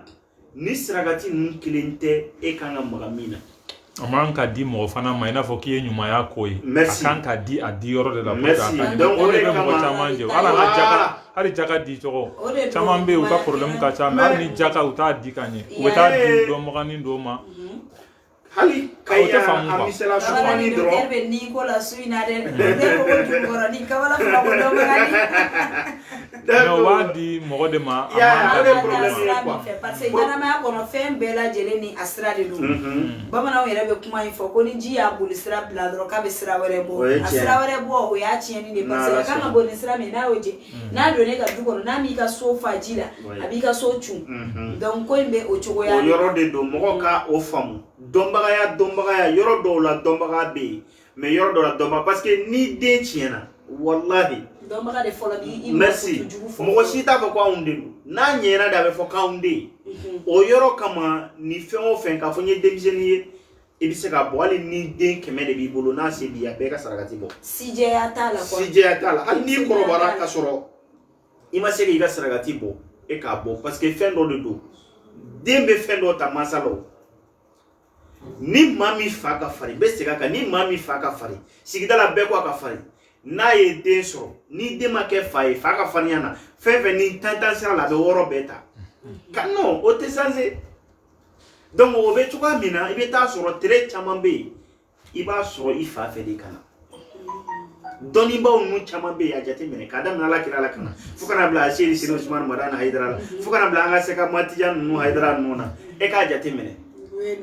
mbuye ninnu donc n'i ye sira ninnu ta i y'a k'a lajɛ dɔrɔn donc i b'a dɔn k'a fɔ n bɛ ka min fɔ k'o ye tiɲɛ o yɔrɔ kama ka kalan n'u ka farinya n'u ka dɔnni merci a bɔra fo mɔkɛ merci donc somɔgɔ fana ko ka gɛlɛn ni e y'a dɔn e ye erreur min kɛ kana sɔn e den ka don o kɔnɔ mais o de y'an jɛ quoi caman bɛ yen donc o yɛrɛ b'a dɔn an kan ka nin kɛ an ma se k'a kɛ mais u t'a fɔ den yɛrɛ ye bɛn tiɲɛna ne tun kan ka nin de kɛ n m'a kɛ mais e k'i jija k'a kɛ u t'o fɔ donc den fana bɛna segin fa ka erreur kelen ma. Alors, fɛngɛ message bouche à l'oreille de tiɲɛna an bolo. Merci. Sisan société kɔnɔ. Voilà communication. Communication tɛ yen nɔ masa ka den nasigi an ka taa nin de bɛ taa nin de bɛ bila. Non non o temps tɛ yen nɔ sisan nɔ o yɛrɛ de perturbation don an ka ko bɛɛ la sisan. Sinon c'est très important communication kana den ni fa cɛ a kan ka na den ni ba cɛ. Et puis dutigi waati dɔ yɛrɛ i den ni muso bɛɛ wele a ka dumuni tasa kelen sigi dɛ a bɛɛ ka dumuni kɛ. Mais ni t'an ka société kɔnɔ bi. A ka dɔgɔ dɛ. A ka dɔgɔ. Ka bɛn hali n'a ye mɔgɔ 100 de tasa kelen dɛ e k'a sigi ka dumuni k'a la k'a bɛɛ ka na n ka dumuni kɛ e ye mun fɔ sisan a ye bɛn an bɛɛ bolo ka don tasa kelen. Tasa kelen kɔnɔ a filanan fana ye min ye. Merci a ye fara ɲɔgɔn kan merci. En même temps docteur plus i n'u bɛ sigi tuma dɔw la jigo dɔ bɛ den dɔ la aw faralen ɲɔgɔn kan i b'i to jateminɛ la i b'o ye i b'o dɔn mais ni e n'u tɛ ɲɔgɔn fréquenter yɛrɛ papa nana mama taara ni aw tor'o la finalement ko dɔ bɛ bali ka poyi don dɔ la i bɛ taa fɔ ko den ye n jigila tigɛ i bɔra n jigi kɔrɔ i ma kɛ n dɔ ye ka sɔrɔ tuma dɔw la e k'i yɛrɛ jalakiba ye e yɛrɛ fana nɔ bɛ o yɔrɔnin dɔw la Ala sɔnna ale tɛ sigi so e tɛ sigi so e bɛ se ka denbaya mara cogo di e tɛ sigi so fana e taara ka taa muso ta muso min t'aw danbe ni fɛnw respecté bon e kɔfɛ o bɛ ka denbaya mara cogo di o de la furu yɔrɔ fana bɛ a la kosɛbɛ furu yɔrɔ ko b'a la kosɛbɛ yɛrɛ de o fɔra n'i taara tubabu muso furu o bɛ se ka du kala cogo di non a tɛ se bɛɛ ka dumuni b'a ka setini kɔnɔ sigilen denw depuis ye denw fara la depuis ye du fara a ma nɔgɔ dɛ ala ka ni saba bɛɛ hali sisan an bɛ lamɛnbaa bɛɛ lajɛlen fɔ an ma ɲinɛ o kɔ kana fɔ k'an bɛ baro la ka ɲinɛ o kɔ an ma ɲinɛ o kɔ donc toujours anw dɔnnen bɛ min ye o ye furakɛli ye hali sisan banabaatɔ ni banabaatɔ somɔgɔw ninnu kɛ kun ye de ka aw dusukun salo k'aw lafiya k'a dɔn ko solution bɛ ko bɛɛ la a mana gɛlɛya cogo o cogo n'ala sɔnna nin bɛɛ kɔfɛ n'i ma fili a ko n t'a dɔn a ye émission dɔ sigi yan nɔ n'o ye bilasirali o don fana la ko a tiɲɛna o tuma cɛ in bɛ se nin fana de la parce que an kalikan de don ne ye école kalan ka n ka diplôme de bila ka furakɛli daminɛ furakɛli nin n y'a dɔn n bɛ se ka adamadenw de dɛmɛ cɛ furakɛli ka gɛlɛn a ka gɛlɛn kojugu donc n'i y'a mɛn ka ye diɲɛ fɛn o fɛn kɛ o k'a sɔrɔ i ka kɛnɛ de. o don ne yɛrɛ taara centre la ne bɛ gɛrɛ bureau da la. o y'a sɔrɔ kulekan bɛ ka bɔ. ne ye n ka samara don n ko docteur ne ta bɛ da so da la ne tɛ se kɔnɔna la dɛ i y'a ye a ma nɔgɔn quoi. a bɛ ten de donc banabaatɔ ni banabaatɔ somɔgɔ hali sisan n bɛ weleda bila bɛɛ lajɛlen ma kɔdimi kɛlen don ka minnu sɛgɛn fasadimi kɛlen don ka minnu sɛgɛn ani senkurubadimi kɛlen don ka minnu sɛgɛn ani koloti pneumonie kololabana fan o fan kɛlen don ka aw minnu sɛgɛn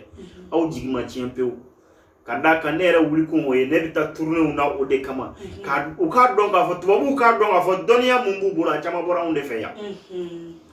ne y'o fɔ k'a fɔ n ko diɲɛ bɛɛ docteur kelen u ka na a ka na k'a fɔ ni kolo karila ne bɛ nin furakisɛ in d'i ma n'i y'a ta kolo bɛ tugu n ko ni docteur min n'a fura bɛ docteur min bolo a ka na n'a ye a bɔra ne de da parce que a tɛ yen o donc olu n'a ɲɔgɔnna caman de bɛ yen an kana an ka laadafɛnw bɛɛ de bila n'an y'a bɛɛ bila a bɛ k'anw na dɛ donc ni ɲininkali bɛ mɔgɔ bolo an ka numéro bɛ yen a bɛ whatsapp kan a bɛ telegram kan n'o ye 00223 73 33 93 93 ne na surprise dɔ fana bɛ kɛnɛ kan o ye jumɛn ye oui a tuna ne yɛrɛ ka a tuna yɛrɛ ka n'ala sɔnna ma munna wala a kɛra tun ka ye n'o ye n ka voyage ye parce que n kan ka voyage ka taa Burkina Faso province de Bale salon an taara an ye dugu 18 de kɛ donc an bɛ don tu kɔnɔnaw yɛrɛ de la koyi non mais ɲina province caman y'a ɲini anw fɛ n'an taara an ka se olu fɛ an bɛ kalo 1 de kɛ Burkina kɔnɔna na tournée na donc kɛrɛnkɛrɛnnenya province de Bale k'a daminɛ Boromu Wahabu Pa Funza Koti a ka ca dugu 10 ani dɔɔnin wala ne yɛrɛ sera ka dɔɔnin fɔ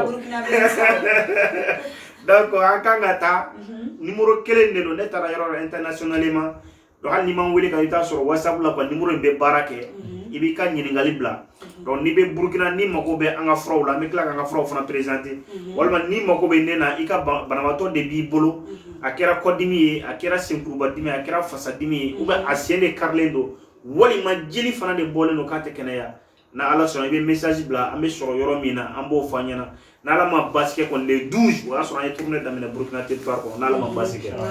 inshallah an b'a fɔ ko Ala ka o wagati yira an na amina an bɛ docteur fo k'a barikada an ka plateau sanfɛla falenba don bi tuguni docteur don o don ale ni kuraw de bɛ n'Ala sɔnna ale de y'a sɔrɔ dɔw bɛ yan an m'u dɔn kosɛbɛ kuma la teriya la ani teriya bolo ma fura minnu bɛ an bolo bamananw ka zana don ko mɔgɔ donna ni turunin min ye n'i y'o li i bɛ kɛ lɔnbaga la fili Ala kana an kɛ lɔnbaga la fili ye docteur ka usulan sabu ɲuman ayiwa Ala kana sababu jugu k'an se maliladenw de aw kana ɲinɛ dɛ docteur sabu ɲuman i bɛ se ka dɔɔni fɔ n'Ala sɔnna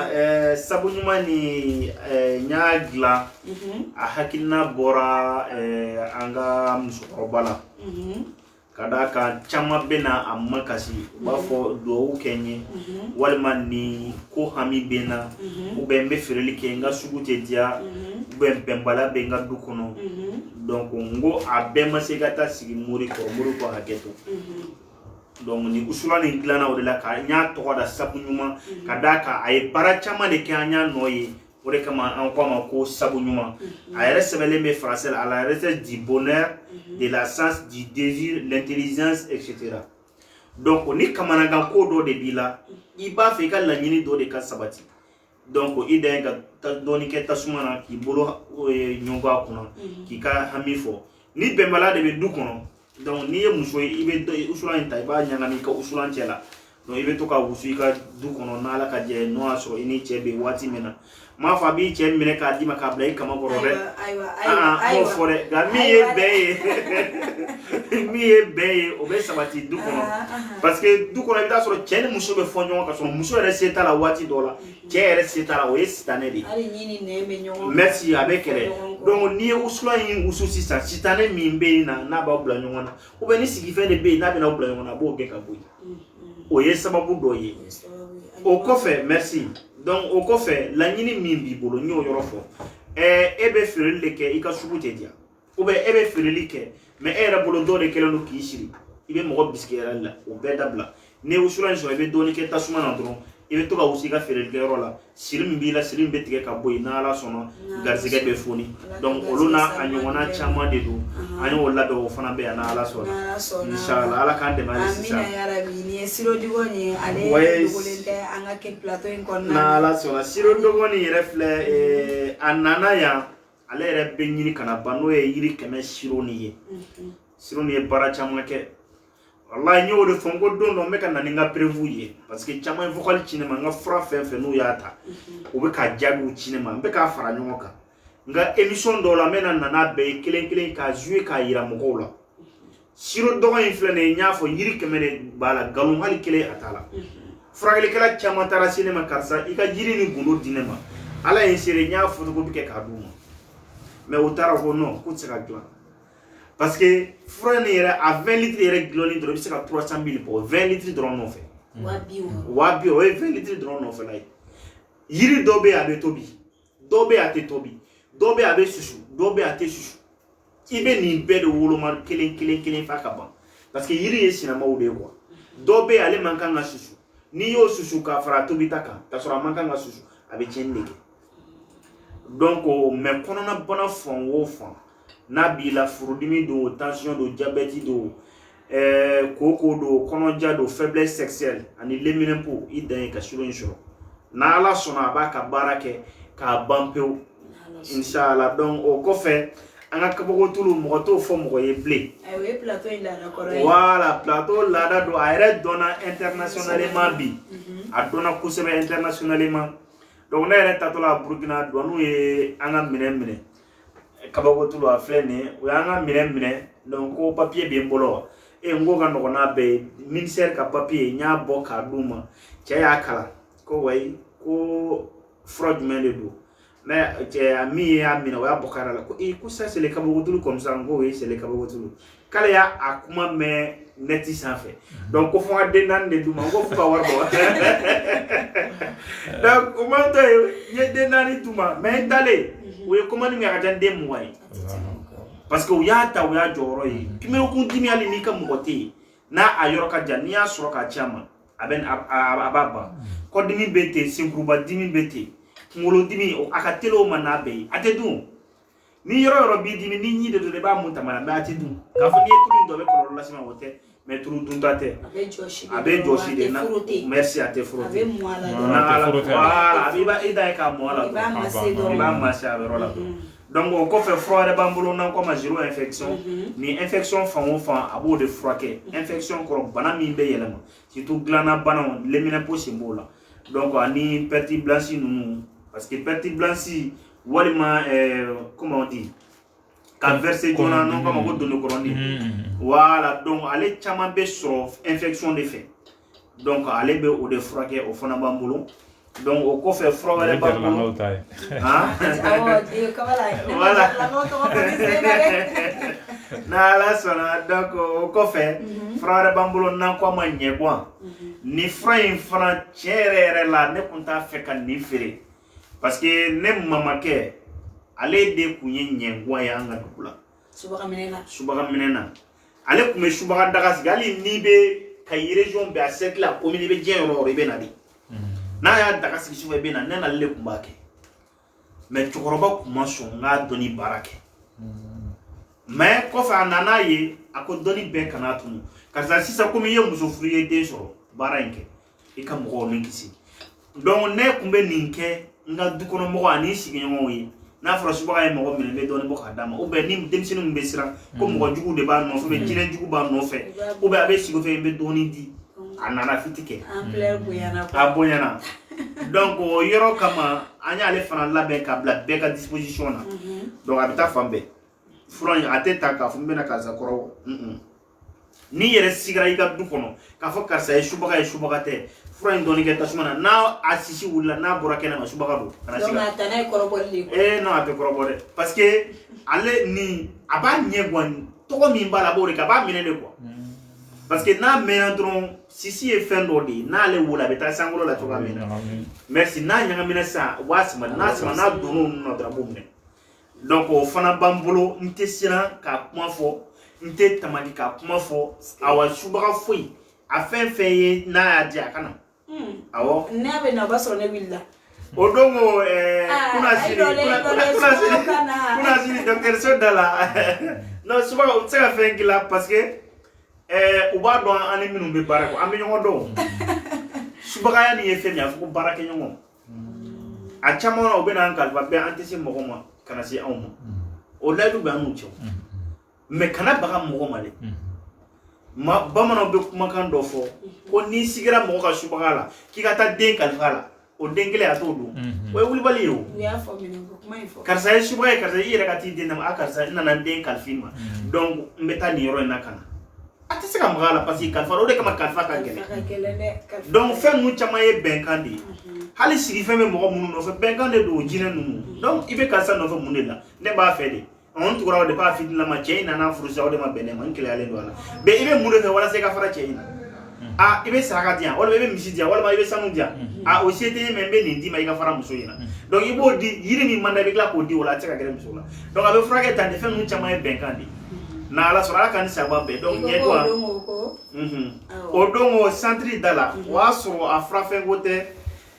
ni fe no be ko ni sigalembe gingi na subaka de la n'est-ce pas anya barake domina ne afro kumbe ka laja gasa fe ani centre da era temena centre dala anana de kabe do centre dala abina de fo sogoma fo sogoma amasekata gingi abina masekata demisonu nana ne nana dro depuis mana yene wele ko gingi bine betala ko depuis shuro ngo sisa amasa amasekata no atokorobo ni suba fefe do na ka centre ko na betoyi obeti hali ni flafla ka doya ka bo ne flaka dona ya dron ka bona ni suba fefe do na betoyi na dona ni nganya juga parce que suba be seka na ika du kono ka so amala cheni kama na nana de ka be femere ke merci bara be yede jombe na ka du kono na bana shweni kama jonte o avec tende donc fra fait on fait ni ne ba bo mba be bo ni ne ala de chelala galon tala galon fosi tala anya be barzi mi na ni na ne kana nianga association barzi association des thérapeutes de Caille carte professionnelle non fongoro prénom secte professionnel profession traumatologue spécialiste né le 31 12 94 à Bancasse fonction présent donc né des associations présent Caille au coffre gouvernement français agrément mi dama ob même c'est quand nana bi kada kanye document be français kan kan ata Burkina Faso antara a déposer aéroport là donc dona nantala mbe nanu uyi ani mogo min be ka je ka kuma kalabanti mogo te ante galon tige mogo ye ante mogo nege shukorobara donc ambe bela jele fo mbe labani frami o yanga ta ko kele o dongo ne o présenter yano ni kwernya kele wata ani flali aha donc tremelitala ale de flali franchement do mais aba fama ta ko kele wata ani flali 60,000 francs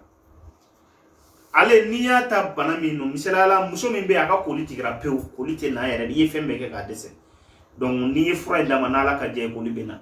wali ma muso min be abe ko libena me den ko de gele alendu kono dimi de bala ko de kuru de ba kono o be fibrom de do o be toujours nyimi de do be fura ndama bana fon o fe de be kono bra kono na e kono e boli parce que niya ta 5 minutes abi kono dimi sansa. Donc depuis avec les dames na ye kono 5 minutes ni kono magara après a tellement 30 minutes kana isi nyenga na de abi minu labai kono yere ka iba ko ay ka tsaka way hali ni kenga cha mo mi kono na ye fro indi avec kembe la boka sur opération de fouille aba be fe aba la bo donc o kama ko ma ko ta ko kele et puis a teta sien fla ici be ay non na diri ma sengele ka nyena ma ya yere be aba baneri ka fo sanwara ka dimo betu no utala o de kama kwa matako kili ala kanisa ba be wala shukura ko sebe ni mogo be kuna funa wara ni message blanga WhatsApp ka ambi jabi na ala ka je do be message bla tukuni ko kande nyininga na te kema basi ma fe kinyininga ateke ne ma basi o nyininga li retala mi bi fedro way parce que message ka tani mi bi fedro iba fo na ala sona ambi jabi directement donc ni ya ye ima jabi dron ibeta soro turu masima suno me be jabi ne be bela jele jabi ye message cha chale ba 1 heure de temps ne bi jabi ala ka fam tugo nyuma di numéro est 00223 73 33 93 93 abe WhatsApp kan abe Telegram kan na ala sona manene ni nyinigal werete ambe jem kan kunche ya bi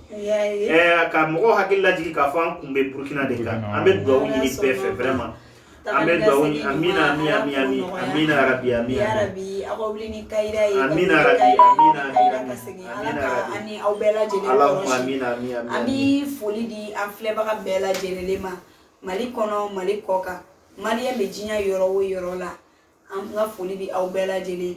kerengere nyela nga tungarangewu vraiment anti nyina au ko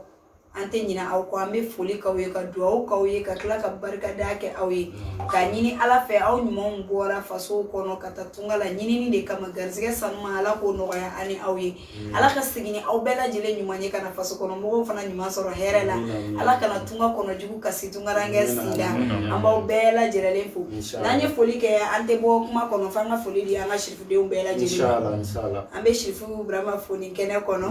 babra amba fa ka fa mana mani flala de mashallah ka haidara ablala bara mina be bara mina na blale do bela jelenye amba nyina la fe jama mimbe abolo atafanga ala ka di ama chesiri ni jija mimbala ala ka jidi ya rabbi ala ka bela jele son ka gakufo ambe anga bela jele fo ana barake no bela jele dema jakte sirfla information voilà sirfla active ou bela jele information a bela jele réseaux sociaux ere ambe bela jele fo so ka cadre konna element be ni obe ka foli di ba madan de ni basta de ma fo isa suma fo sababu isa suma ro ko foli bi dama na la sona amanga sababu ni mafu oje surtout le ko te sega tenyina karamo ke foli ko no ya shi Ousmane Madan Haidara na ira to ma saka ma Tijan Haidara ntoko ma do Nkaramogo do nkanba do ngasirifu do ngafembe do benita do na ala sana mbafu kosebe funa keni noroma a jesile do dine ina wallahi donc mbe ale re ka sira de ka kosebe parce que ale niya ka kuma chugo lege aka explication niya lege niya la metro be fa merci abe moko frake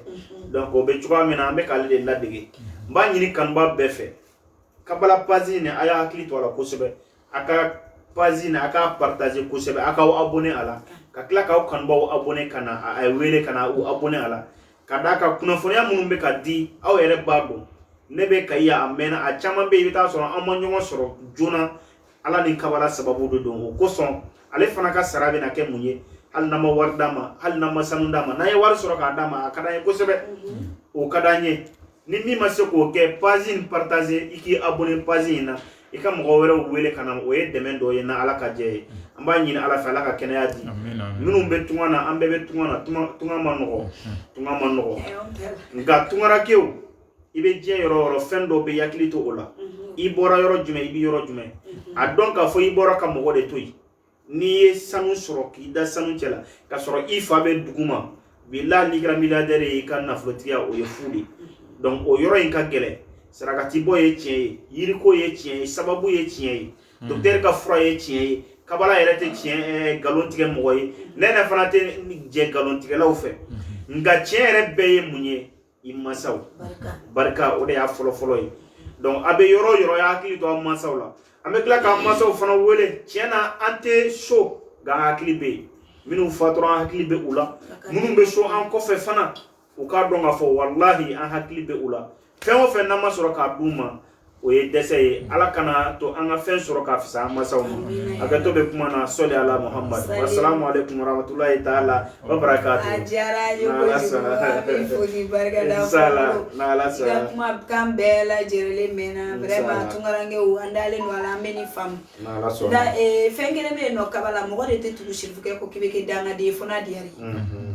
ka tugu bani kɔ k'a ka kumakanw lamɛn k'a ka wajulukanw lamɛn ka tila ka sɔn ka kɛ dangaden i tɛ se ka k'a ye i tɛ se ala yɛrɛ tɛ sɔn quoi parce que i bɛ ŋaniya ɲuman ɲɛsin bɛɛ ma i tɛ maa juguya c'est-à-dire i tɛ maa tana tiɲɛ i tɛ se maa muso la i tɛ ɲɛbɔ maa nafolo fɛ i tɛ nata maa la c'est-à-dire n'i ma ɲumanya kɔni ɲɛsin maa ma i tɛ juguya ɲɛ ayi hɛrɛ de da yɛlɛ bɛɛ o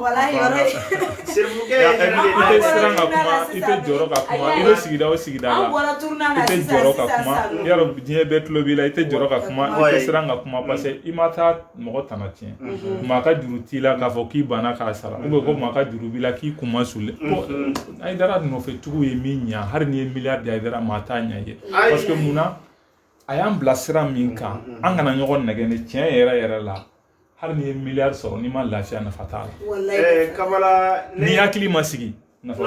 t'a la ne b'a fɔ ni maa min ma kɛ kojugukɛla ye i ma tugu mɔgɔ i ma tiɲɛni kɛ i tɛ tiɲɛnikɛla nɔfɛ i ŋaniya ka ɲi ni mɔgɔ ye hɛrɛ sɔrɔ o de ka di ye ni mɔgɔ ye tɔɔrɔ sɔrɔ a b'i tɔɔrɔ mais e ma lafiya o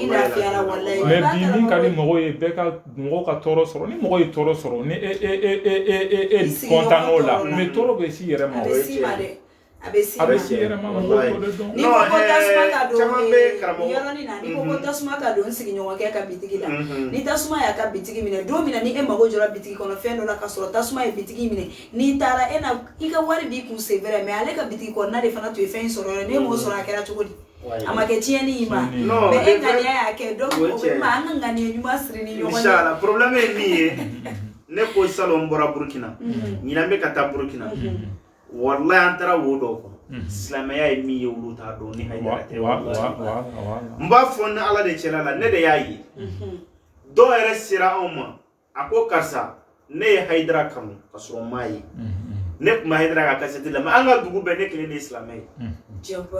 kuma in fɔ docteur Tidiane Fankɔrɔ a video bɛ n kun a sɔn a fɛn bɛɛ bɛ yen a ko an ka dugu bɛɛ ne kelen de ye silamɛ ye an ka dugu subagaw abolition n'a fɛnw a bɛɛ farala ɲɔgɔn kan ne kɛlɛ n ye muso furu u ye n bɔ cɛya la pewu a ko nka o kɛlen Sidi Usman Madan Haidara anana ale masigola tani yiri mbota ni keki ko kale ko kale che ala pe Allahu akbar ako ga hali sanjugu bale no fale nana nga duo ka kla ka yiri dama billahi adon to ala nya labe ni nga nyegwan labe nga kata yani sa ya che suba ko ntesa la bele donc ni itara wodo kono iba don yene ko Haidara ibaraki situ wo kono nanu parce que islamé are ni ulu ta don ni c'est-à-dire non assez no Haidara ka fait sur le dien fambe donc on va fo dona natawla anya fo jemka infrageli dronte amena jemka chamasi ni kora tamana yani nga naere toujours émission bena keya au kana désabonner au kana décourager wati be amoko information fon fena inshallah abena soro ya mo kaseka obed la srana la so me befo inshallah kabala ambe yere fo ko se la salama inshallah au kambe jiya inshallah yani kenan da banko nyuma ala ko kalfa anila ala ka chorobani ala ka shidi ama hari ni ka beka an waju assalamu alaikum warahmatullahi ta'ala barakatuh wa alaikum me befo armone do chama commentaire de que lu ma se ka don appel la ko befo be yoro jiya fan o fan shi nunu ni yoro chama inshallah kambe bela jelen fo Allah